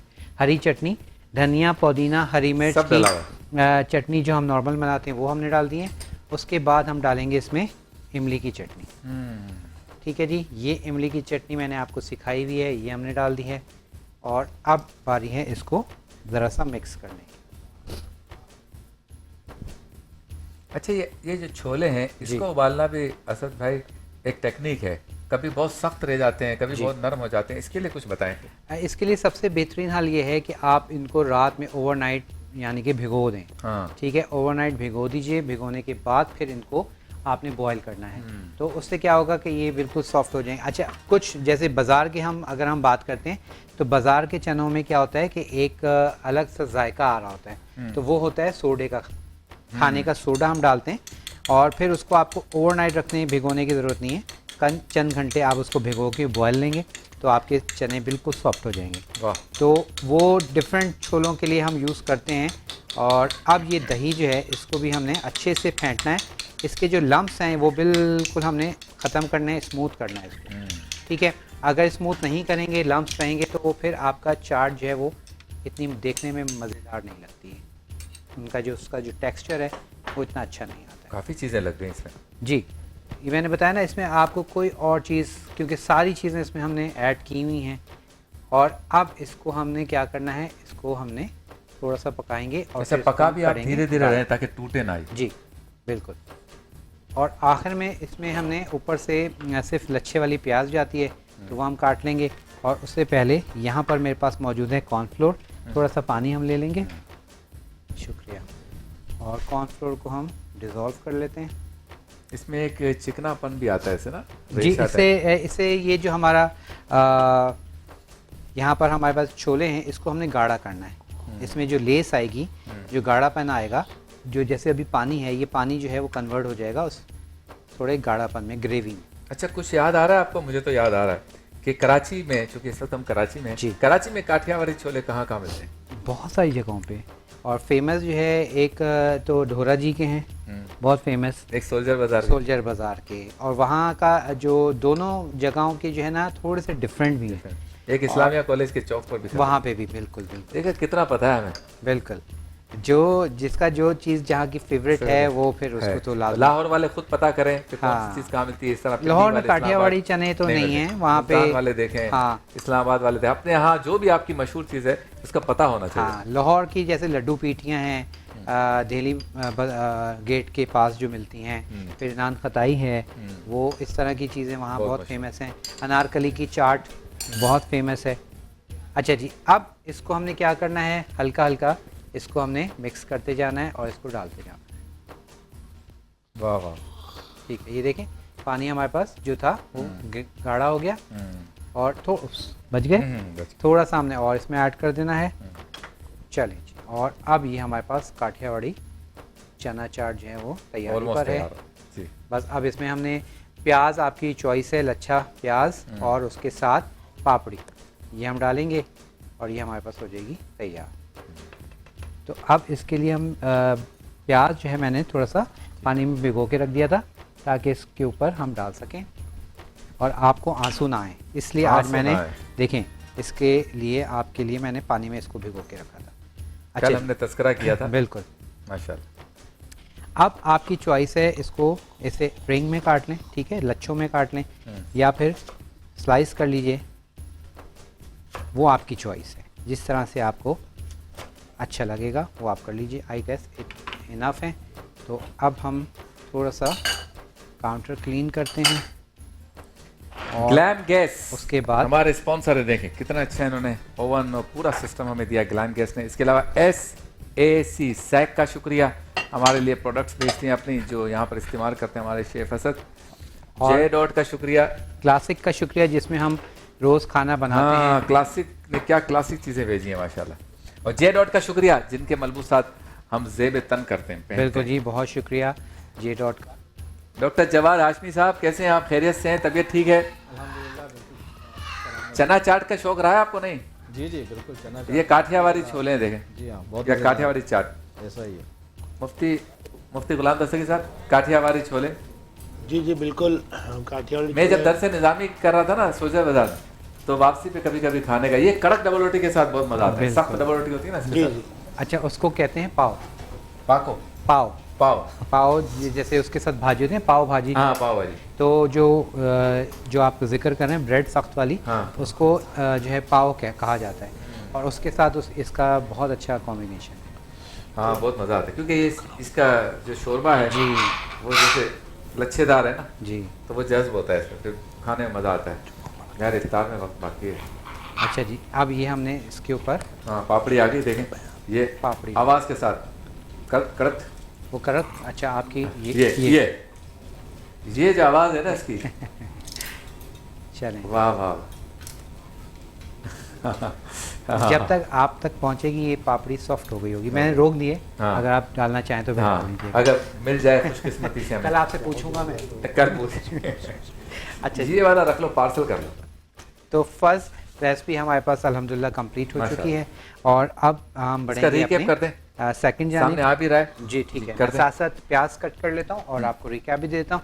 अच्छा जी, काठियावाड़ी चना चाट के लिए हमने क्या किया था, सबसे पहले चनों को बॉईल कर लिया था ओवरनाइट रख के, और चनों को बॉईल करने के बाद हमने सिंपल आलू बॉईल किए। आलू बॉईल करने के बाद हमने ऐड कर दिया था उसमें चने, ठीक है, चने ऐड कर दिए। चने ऐड करने के बाद हमने उसमें डाली कुटी हुई लाल मिर्च। कुटी हुई लाल मिर्च के साथ ही आपने उसमें डाल देना है जनाब नमक, चाट मसाला, लहसुन का पेस्ट हमने ऐड कर दिया था, हरी चटनी डाली, उसके साथ हमने इसमें इमली की चटनी डाली, दही ऐड किया, दही के साथ ही हमने केचप, जी दही के साथ हमने केचप डाल दिया था, और तमाम चीज़ों को डालने के बाद हमने थोड़ा सा पकाया। पकाने के बाद उसमें कॉर्नफ्लोर डाल के गाढ़ा कर लिया। इस तरह से ये हमारे तैयार हो गए। ऊपर से हमने ये प्याज पापड़ी डाल के इसको कर लिया कंप्लीट। अब आ जाते हैं हम प्याज के जो हमने पकोड़े बनाने हैं, प्याजी पकोड़े। अच्छा, उसके लिए हमने प्याज को इस तरह से, प्याजू, बिल्कुल इसको प्याजू कहा जाता है, पकोड़े भी नहीं। अमूमन जो जिस कम्युनिटी की हम बात करें उसमें इसको प्याजू कहा जाता है, प्याजू। और यहाँ पर इसके लिए आपने इसको इस तरह से नॉर्मल जिस तरह से हम लच्छे काटते हैं उस तरह से जो है आप लच्छों में भी बना सकते हैं, और इस तरह से कट करे भी आप बना सकते हैं, ठीक है। सुना है कि जब आप हजरत ट्रेनिंग देते हैं तो ये चीज़ें काटना भी सिखाते हैं कि बिल्कुल बिल्कुल होगा, बिल्कुल। ये बेसिकली कुदरत ने, अल्लाह ताला ने ये हमारे जो प्रोटेक्ट के लिए बनाया है, ये इसको ग्रिप करेंगे ताकि ये देखें आपकी छुरी इसके ऊपर नहीं लगेगी। अब यूँ रखेंगे आप तो फिर क्या होता है कि आपकी कटने का डर होता है, और छुरी आपकी खूब तेज़ होनी चाहिए। ये देखें आप रखते साथ चीज़ कट जाए, अगर छुरी आपकी तेज़ नहीं होगी, स्लिप होगी, और फिर वो आपके हाथ काटेगी। अच्छा जी, साथ ही साथ जो है टिप आपने देखी, आपकी आंखों में आज आंसू आए हल्के हल्के मामूली से बस, तो इसको थोड़ी देर और भिगोने दें। वो प्याज के नहीं आंसू, मैं किसी और वजह से रो रहा हूँ। अच्छा जी, मैं रो रहा हूँ कि जो कुछ पकता है मिलता नहीं। बिल्कुल, देखें कितनी ज्यादती वाली बात है, सामने खड़े होके देख रहे हैं और फिर भी ना मिले, हसरत। चलें, माशाल्लाह।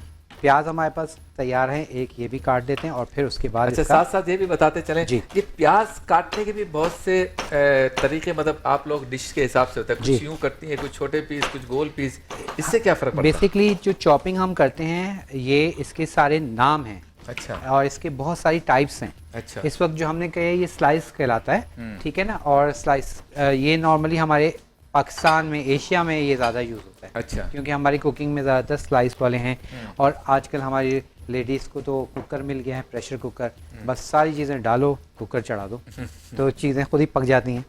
तो ये स्टाइल हमारे पास है। इसमें फिर ऑमलेट स्टाइल है, डाइस कटिंग है, ठीक है, सैलेड के लिए वो छोटी, बिल्कुल बहुत सारी टाइप्स हैं। अच्छा जी, प्याज हमारे पास रेडी हो गया। अब मैं एक प्याला ले लूँगा, और उस प्याले में हम इसको करेंगे तैयार। तो मैं बल्कि प्लास्टिक का, ठीक है, प्याज को हमने अच्छे से इसमें ऐसे खोलना है, ठीक है जी, अच्छे से इसको आपने खोलना है प्याज को। उसके बाद इसमें हमने डालना है बेसन। ये वही बेसन है जिससे आमतौर पे पकोड़े बनते हैं? बिल्कुल, बेसन के साथ हम इसमें डाल देंगे ज़ीरा, ज़ीरे के साथ कुटी हुई या पिसी हुई लाल मिर्च, अकॉर्डिंग योर फ्लेवर, जो भी आप डालना चाहें।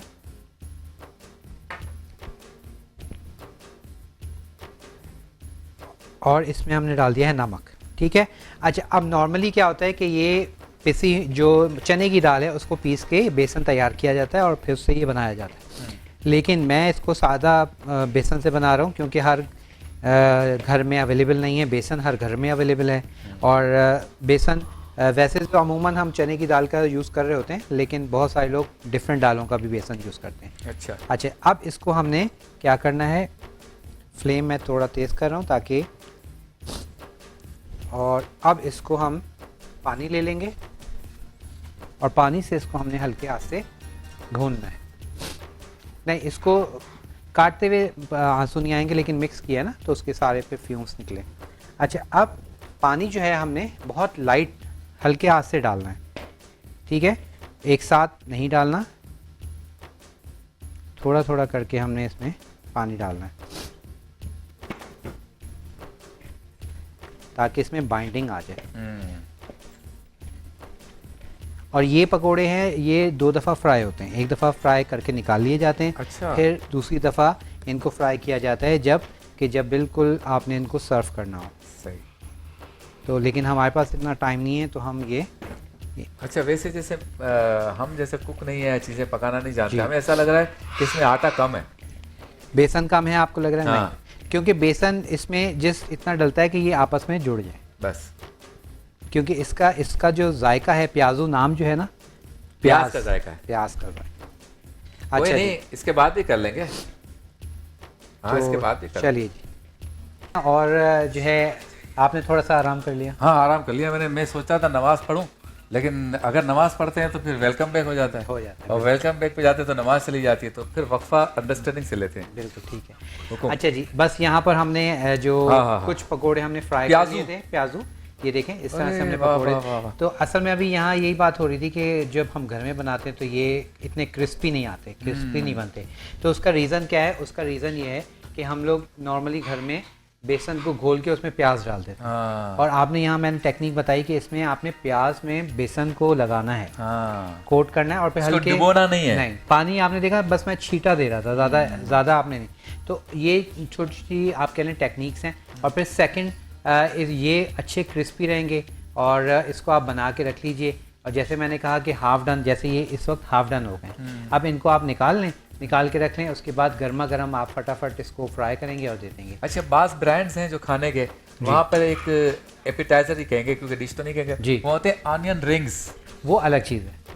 وہ کون سے آٹے میں ہوتی ہے؟ وہ اس کو ہم میدے میں اور بیڈ کرمس میں کوٹ کرتے ہیں اور پھر آنین, اس میں اب آج کل چیز بھی لگا رہے ہیں ہم, اندر چیز بھی لگ جاتی ہے.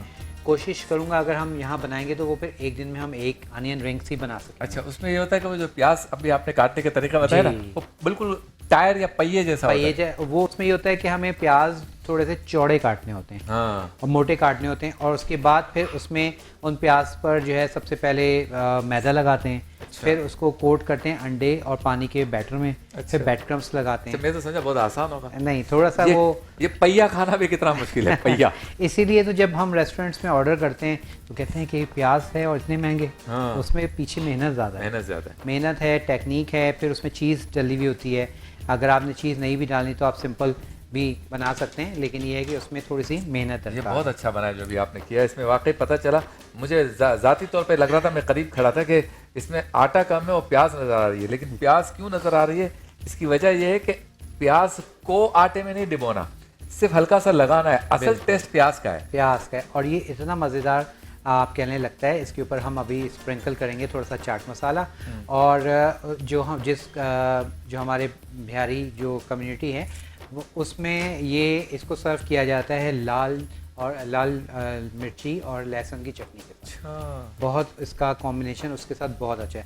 ہمارے یہاں تو نارملی بس وہ ایک املی کی چٹنی بن گئی ہے, وہ پورا رمضان وہی چلے گی, اور یا ہری چٹنی چل جائے گی. تو اس لیے ڈفرینٹ چیزیں جو ہیں ہر چیز کے ساتھ ڈفرینٹ سوس چٹنی جو ہے وہ کمبینیشن اس کا بنایا جاتا ہے. تو الحمدللہ دونوں ریسپیز ہمارے پاس کمپلیٹ ہیں.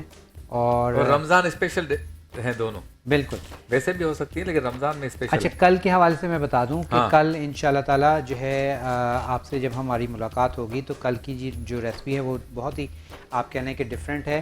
اور بتا دوں یا کل ہی بتائیں؟ کیا کہتے آج بتا جمعے کا دن چلیے ہے، جی، آج نوازنے کا دن ہے۔ کل ہم بنائیں گے آپ لوگوں کے لیے، ینگسٹرز کے لیے بہت زیادہ ریکویسٹ آ رہی ہے، میک اینڈ چیز پاستا ہم بنائیں گے، اور اس کے ساتھ ہم ایک بریڈ بیک کریں گے جو کہ یہاں بیک کرنا میں بتاؤں گا، اور وہ ہم سرو کریں گے۔ یہ گارلک بریڈ بھی ہوتی ہے اس طرح کی تو نہیں؟ جی بالکل، گارلک بریڈ کہیں گے، گارلک یا کوئی اور، کوئی اور بنا۔ اس کے ساتھ جو بھی کمبینیشن ہوگا وہ بنا دیں گے۔ بہت خوب، زبردست، چلیے جی، بہت یہ شکریہ آپ کا۔ اب اس کو مسالہ کب لگائیں گے؟ بس اس کے اوپر میں چاٹ مسالہ ڈالوں گا، اور پھر آپ سے اجازت چاہیں گے، سوری جی، اچھا جی، چلیں جی، یہ ہو گیا، اور اس کے اوپر ہم تھوڑا سا چاٹ مسالہ اسپرنکل کرتے ہیں۔ پہلے تو کچن جو ہے وہ اتنے خوبصورت نہیں لگتے تھے، اب تو ماشاءاللہ کچن بھی اتنے خوبصورت لگنے لگے ہیں، ڈیکوریشن اس کا دیکھیں آپ، اور کراکری دیکھیں، پھر جن پیالیوں میں یہ مسالے لگے ہوتے ہیں ان پیالیوں کی خوبصورتیاں دیکھیں، چمچ الگ الگ طرح کے، لیکن اس میں یہ چھرے الگ الگ طرح کے، ہاں، یہ کاٹنا کیسے ہے؟ تھوڑا سا یہ آپ کہہ لیں شوق کی بھی بات ہے، میرے تو خیر پروفیشنل ہے، اور پھر مجھے تھوڑا شوق بھی ہے، کیونکہ وہ کہیں پہ بھی ہم جب جاتے ہیں کسی مال وغیرہ میں تو وائف اور بچے اپنے جاتے ہیں تو میں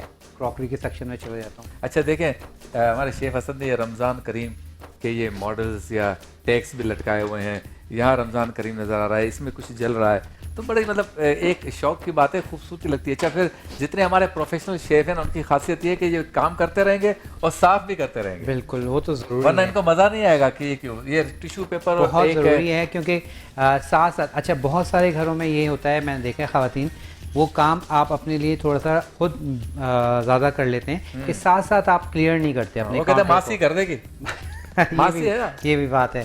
تو چلیے جی، یہاں پہ اب میں آپ کو ریکیپ دے رہا ہوں، پھر آپ سے اجازت چاہیں گے۔ اچھا جی، پیازو جو ہم نے بنایا ہے اس کے لیے ہم نے لے لیا تھا پیاز، اور اس کو ہم نے نارمل سلائس میں کٹ کیا، سلائس میں کٹ کرنے کے بعد خوب اچھے سے اس کو کھول لیا، کھولنے کے بعد آپ نے بیسن لیا، بیسن کو آپ نے پیاز کے اوپر لگانا ہے، اچھے سے مکس اپ کرنا ہے، زیرہ ڈالنا ہے، نمک اور کٹی ہوئی یا پسی ہوئی لال مرچ ڈال کے، اور چاہیں تو ہلکا سا چاٹ مسالہ اندر بھی ڈال سکتے ہیں، اور اس کو اچھے سے مکس کیا، ہلکا ہلکا پانی ڈال کے چھینٹے کے ساتھ، پانی کے ساتھ اس کو آپ نے مکس کرنا ہے، اور جب آپ دیکھیں کہ یہ آپس میں چپک رہے ہیں پیاز تو بس یہی کرنا ہے آپ نے، آئل اچھا گرم ہو اور آپ نے اس کو فرائی کرنا ہے، فرائی کرنے کے بعد اوپر سے چاٹ مسالہ ڈال کے اس کو آپ سرو کیجئے اور انجوائے کیجئے، اور ہمیں اپنے دعاؤں میں یاد رکھیے۔ بہت شکریہ آپ کا۔ تو آج کی افطار ہوگی کاٹھیا واری چاٹ اور پیازوں کے ساتھ، اور جب یہ وقت آ جاتا ہے کہ جس میں عصر کا وقت جو ہے وہ ہو جاتا ہے، لوگ نماز پڑھ لیتے ہیں، واپس آتے ہیں، جو دفتروں میں تھے وہ گھر آ گئے ہیں، اور جہاں جہاں افطار کا وقت جو ہے وہ سامنے نظر آتا جاتا ہے، اسی طرح سے دسترخوان کی خوشبو، دسترخوان پہ جو چیزیں ہیں ان کی رنگ برنگی چیزوں کی خوشبو وہ نظر آنا اور محسوس کرنا لوگ شروع کرتے ہیں۔ تو یہ وہ وقت ہوتا ہے جس میں ہمارا ایک خاص سیگمنٹ ہوتا ہے، اور وہ سیگمنٹ اس طرح سے ہوتا ہے کہ اس میں ہم علم کی بات کرتے ہیں علماء کے ساتھ، اور ساتھ ساتھ کلام بھی سنتے ہیں، تاکہ آپ افطار کے وقت کے قریب قریب جائیں تو علم دین بھی سیکھتے جائیں اور کلام بھی سنتے رہیں۔ سیگمنٹ کا نام ہے عالم ٹائم۔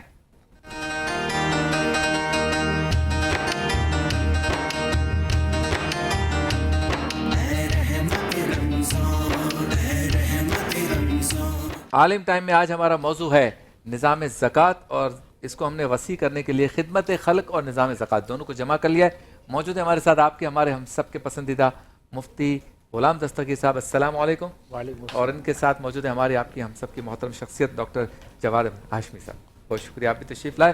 جواد حیدر ہاشمی صاحب کی طرف چلتے ہیں۔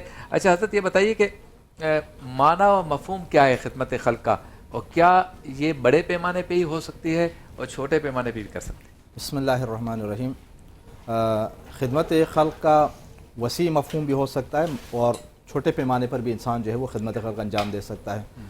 دیکھیں اللہ تعالیٰ نے انسان کو جب خلق فرمایا تو انسان کا ایک رابطہ اپنے رب کے ساتھ ہے، صحیح، کہ ٹھیک ہے وہ عبادی جو نظام اللہ تعالیٰ نے بنایا ہے اس کے مطابق انسان عبودیت انجام دیتا ہے، بندگی انجام دیتا ہے۔ صحیح۔ اچھا، ایک رابطہ انسان کا اپنے جیسے دوسرے انسانوں کے ساتھ ہے، جہاں اللہ رب العزت کے کچھ ہمارے اوپر حقوق ہیں، اسی طرح دوسرے بندوں کے بھی ہمارے اوپر کچھ حقوق ہیں۔ صحیح۔ ان میں سے ایک یہ بھی ہے کہ آپ کے معاشرے کے اندر اگر کچھ ایسے افراد ہیں کہ جو ضرورت مند ہیں، جو محتاج ہیں، جو معاشی دوڑ میں آپ سے پیچھے رہ گئے ہیں، ٹھیک ہے، ان کا خیال رکھنا، ان کی دیکھ بھال کرنا، ان کی ضروریات کا خیال رکھنا، یہ صاحبان حیثیت کے اوپر، صاحبان مال کے اوپر اللہ رب العزت نے ہی فرض قرار دیا ہوا ہے۔ واہ واہ۔ یہی وجہ ہے کہ اللہ تعالیٰ نے پورا ایک نظام معاش دیا ہے کہ جس کے اندر زکوٰۃ بھی شامل ہے، آج زکوٰۃ کے اوپر بھی یقیناً گفتگو کریں گے، تو یہ پورا نظام جو ہے وہ موجود ہے۔ اب وہ انسان کی حیثیت کے اوپر ڈیپینڈ کرتا ہے کہ انسان کتنا صاحب حیثیت ہے، مالی اعتبار سے، اقتصادی اعتبار سے۔ اگر وہ صاحب حیثیت ہے اچھا خاصا، تو ظاہر ہے اس کی خدمت کا دائرہ بھی اسی حساب سے پھیل سکتا ہے اور وسیع ہو سکتا ہے۔ صحیح۔ لیکن ایک آدمی ایسا ہے کہ جس کے جو اتنا صاحب حیثیت نہیں ہے، لیکن جتنا مال اس کے پاس ہے اور اس سے کمتر درجے کا اگر کوئی سائل ہے، کوئی محروم اگر ہے، تو اس کی نسبت اس کے اوپر جو ہے پھر بھی ذمہ داری جو ہے وہ عائد ہو جاتی ہے۔ اچھا۔ یعنی معاشرے کے اندر جو مالدار لوگ ہیں، جو صاحب حیثیت لوگ ہیں، وہ زیادہ کم ہو سکتے ہیں، وہ کسی بھی اعتبار سے باقی بندگان خدا کی نسبت سے وہ غیر ذمہ دار نہیں ہے، ان کی ذمہ داری جو ہے وہ موجود ہے۔ قرآن کریم کے اندر بھی اللہ رب العزت نے اس حوالے سے کئی آیات کریمہ کے اندر اشارہ فرمایا، جیسے یہ آیت ہے نا کہ وفی اموالہم حق للسائل والمحروم، ٹھیک ہے، اور ان کے اموال میں سائل اور محروم کے لیے بھی حق ہے۔ جو مانگنے والے ہیں، آپ کے اموال میں مانگنے والوں کا حق موجود ہے۔ اب وہ کیوں مانگ رہا ہے؟ وہ ضرورت کی وجہ سے مانگ رہا ہے۔ کل ہم نے گداگری کے حوالے سے بات کی، وہ تو پیشہ ور گداگر ہے، ٹھیک ہے، لیکن کوئی ایسا آدمی بھی ہو سکتا ہے کہ جو بیچارہ آج محتاج ہو گیا ہے اور مانگنا اس کی مجبوری بن گئی ہے، تو دینا کیا ہے ہمارے فرائض میں شامل ہے۔ ایک وہ ہے کہ جو محروم ہے، مانگتا نہیں ہے لیکن آپ کو معلوم ہے کہ وہ محروم ہے، آپ کو معلوم ہے، اسی لیے اسلام کے اندر پڑوسی کے جو حقوق بیان کیے گئے نا، اس کی ایک بنیادی وجہ یہ ہے کہ انسان اپنے پڑوسیوں کا خیال رکھے۔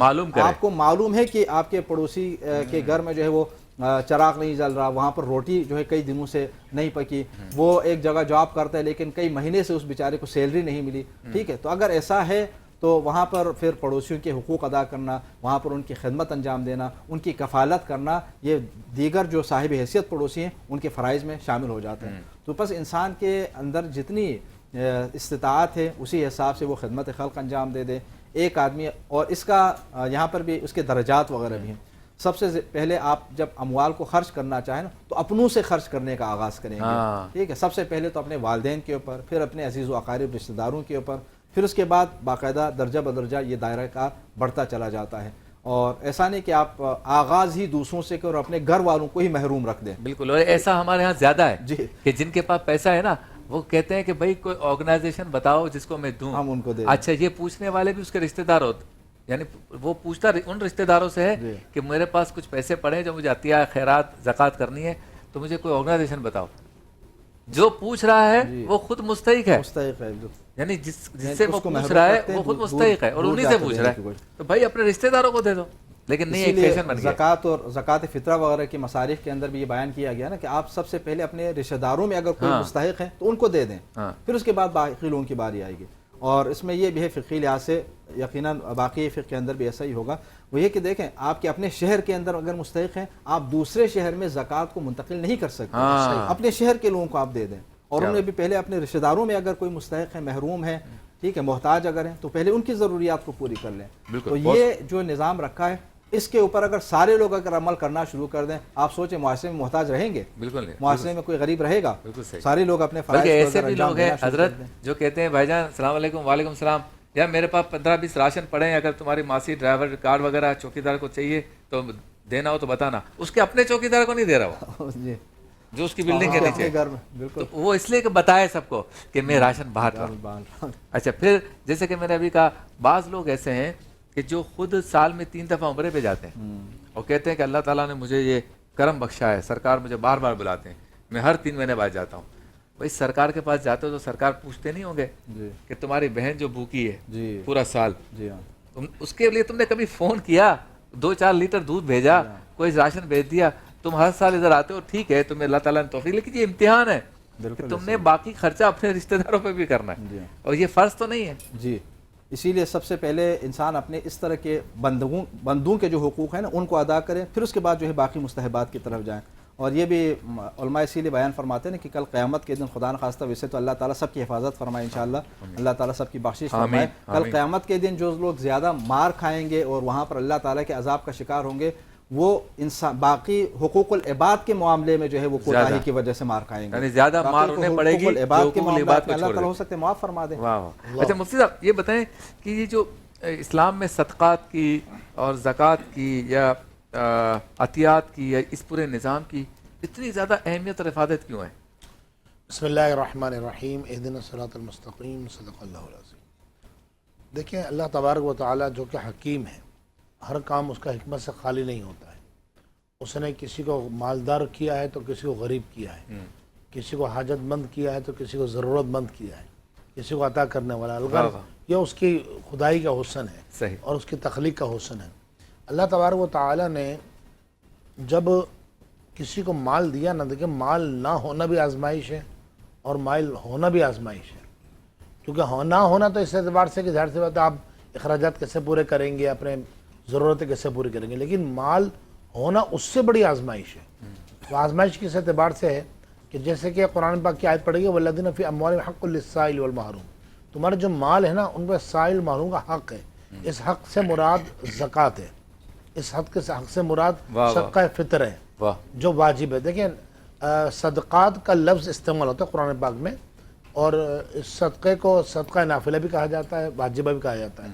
तो बुनियादी तौर पर सदक़े की दो किस्में हैं, एक है सदक़ा वाजिबा जैसे ज़कात है, जैसे फितराना है, और एक है सदक़ा नाफिला जैसे हम एक मुर्गी सदका कर देते हैं, बकरा काट देते हैं, ठीक है, रुपया पैसा लोगों को मदद में दे देते हैं, बच्चियों की शादियाँ करा देते हैं, ये नाफिला है। लेकिन ये याद रखिए कि जो अजर का सवाब बयान किया गया, क्योंकि देखिए इंसान नमाज पढ़ लेगा शबीर भाई, ठीक है, रोजे भी रख लेगा, भूखा प्यासा ले लेगा, ये सब आसान है।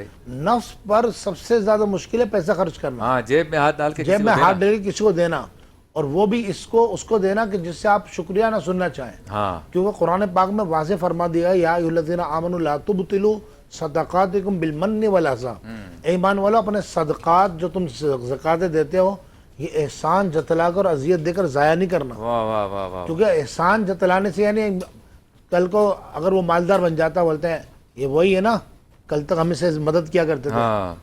अरे यार आज ये बच्ची आई ना माशाल्लाह माशाल्लाह, मैंने इस बच्ची की शादी करवाई है, हाँ, इसकी फीसें भरता था, इसकी फीसें मैंने भरी है, आज बच्ची माशाल्लाह डॉक्टर बन गई है, बेटा तो अल्लाह जिंदगी दे।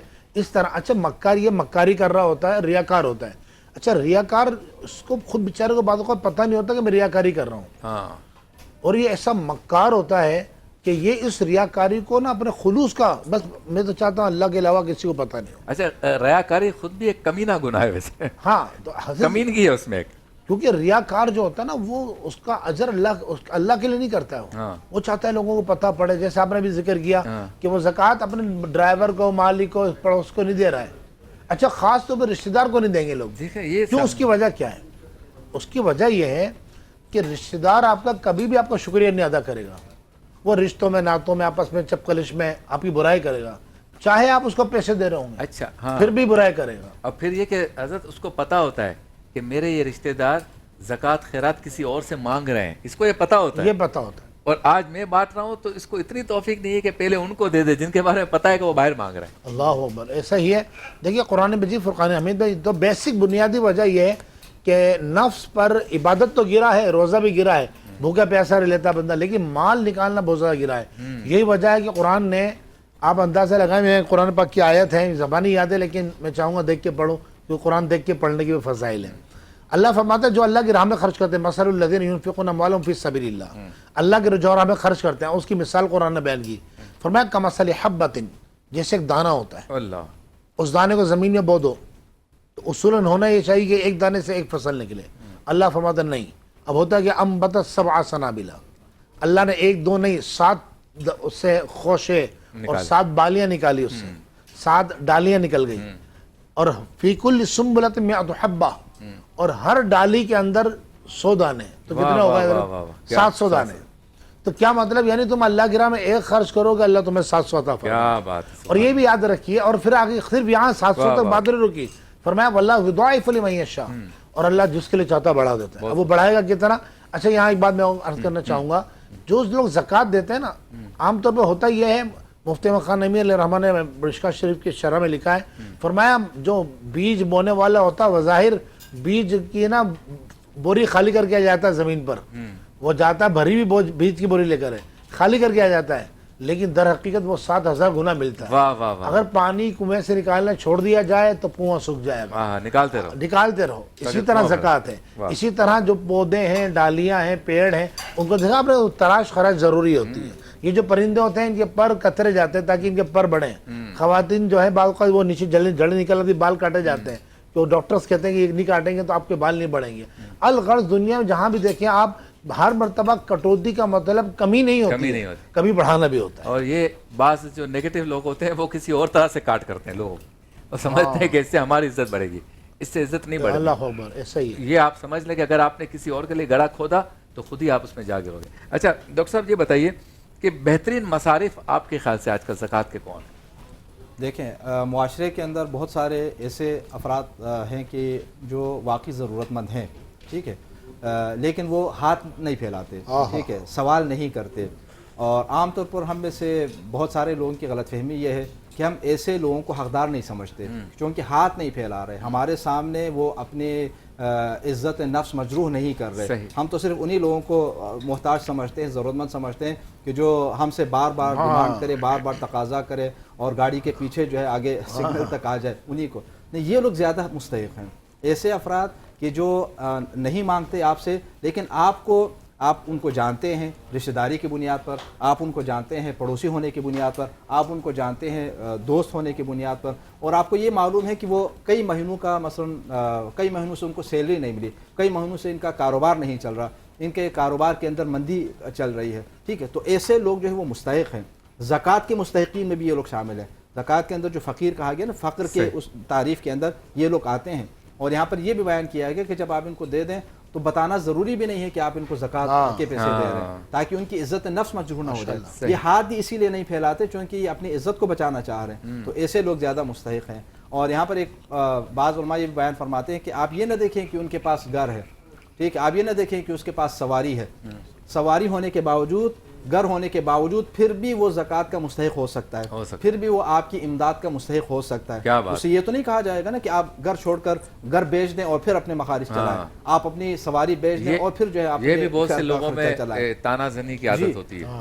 تو ایسا ہرگز نہیں ہے. ایک آدمی مالک مکان ہے, اپنا گھر رکھتا ہے, ایک آدمی اپنی سواری رکھتا ہے, لیکن اس کے باوجود جہاں پر وہ کام کر رہا ہے وہاں کئی مہینے سے مثلا اس کو کوئی پیسے نہیں ملے, تو آپ کو معلوم ہے کہ وہ مستحق ہے, ٹھیک ہے, اس کی امداد جو ہے وہ کی جانی چاہیے. تو ایسے لوگ کہ جو نہیں مانگتے, جو آپ کے سامنے ہاتھ نہیں پھیلاتے, خاص طور پر ایک بار پھر عرض کر لیتے, خاص طور پر رشتہ داروں میں, قریبی افراد میں انسان دیکھیں کہ وہ وہاں پر اگر کوئی محروم ہے, وہاں پر اگر کوئی محتاج اگر ہے تو ان کی مدد کا سے جو ہے وہ اس سلسلے کو آگے بڑھائیں اور پھر باقی لوگوں کی طرف چلے جائیں. یہاں پر ایک اور بات عرض کر لوں, والدین کے اوپر بھی خاص طور پر توجہ دیں, ٹھیک ہے. والدین جب ظاہر ہے عمر کے ایک خاص حصے تک جب پہنچ جاتے ہیں اور بچے جب بڑے ہو جاتے ہیں تو ان سے مانگتے نہیں ہیں, لیکن آپ کو معلوم ہے کہ ان کی ضروریات بھی ہیں, ٹھیک ہے. ان کی آپ شاید بچوں کے ساتھ آج والدین کے احترام کے حوالے سے ہی بات کر رہے ہیں, تو انتہائی اہم ہے ان کی ضروریات کا خیال رکھنا. ان کو اچھا لگتا ہے کہ ان کا بیٹا ان کو کچھ دے رہا ہے, تو ضروری تھوڑی ہے کہ وہ آپ سے کہیں تبھی آپ ان کو کچھ دے دیں, ٹھیک ہے. آپ وہ نہ بھی کہیں تب بھی جو ہے ان کی ضروریات کا خیال رکھ لینا, ان کو دے دینا, یہ بالکل واجبات میں سے. اچھا, زکوٰۃ کی بات ہم کر رہے ہیں تو زکوٰۃ میں یہ بتائیں کہ جو زیورات پہ زکوٰۃ ہے, گولڈ پر, تو زیورات تو عورتیں پہنتی ہیں, تو عورت کیسے زکوٰۃ دے گی؟ وہ تو ہمارے متھے مارتی ہے. عام طور پر ہوتا ہی ہے. دیکھیں میں بتاؤں, ہمارے ہاں اگر میں کہوں کہ 75% خواتین ہاؤس وائف ہوتی تو شاید غلط نہ ہو, ٹھیک ہے. اس میں کچھ خواتین ہوتی ہیں کہ جو جاب کرتی ہیں اور وہ مالی حیثیت رکھتی ہیں, تو شوہر پر تو واجب نہیں ہے. اگر عورت کے پاس زیور ہے اور اس پر زکوٰۃ لازم ہو گئی تو عورت ہی نکالے گی, چاہے اس کو ادھار لینا پڑے یا بیچنا پڑے. ایک انگوٹھی بیچ دے, اس میں رونے کی کیا بات ہے؟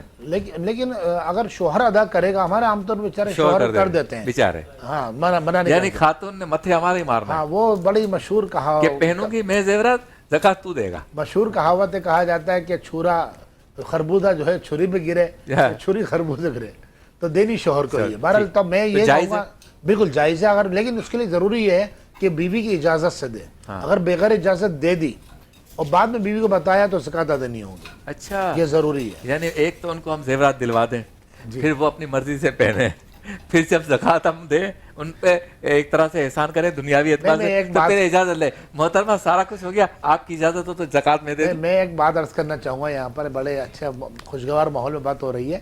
دیکھیں عام طور پر ہوتا یہ ہے کہ مرد حضرات کی سوچ یہی ہوتی ہے جو آپ بیان کر رہے ہیں نا، ظاہر سی بات آپ ترجمانی کر رہے ہیں قوم کی جی اسٹریٹ پر بیٹھ کے ماشاءاللہ. تو دیکھیں یہ عورت کہاں لے کے جائے گی، یہ آپ کا ہی تو ہے. ہاں ٹھیک ہے، آپ بعض مرد حضرات پیسے نہیں دیتے لیڈیز کو، بیویوں کو پیسے نہیں دیتے ہیں. اور بھائی وہ تمہاری بیوی ہے، تمہاری بچوں کی ماں ہے، تمہارے گھر کی رکھوالی کرنے والی ہے، تو اس کو خرچہ بھی دیں، وہ زیور بھی دیں، وہ آپ کے بچوں کو ڈبل ٹرپل کر کے لوٹائیں. ورفعنا لک ذکرک اور عالم ٹائم ساتھ ساتھ چل رہے ہیں. عالم ٹائم میں آج نظام زکوٰۃ اور خدمت خلق پہ گفتگو ہو رہی ہے.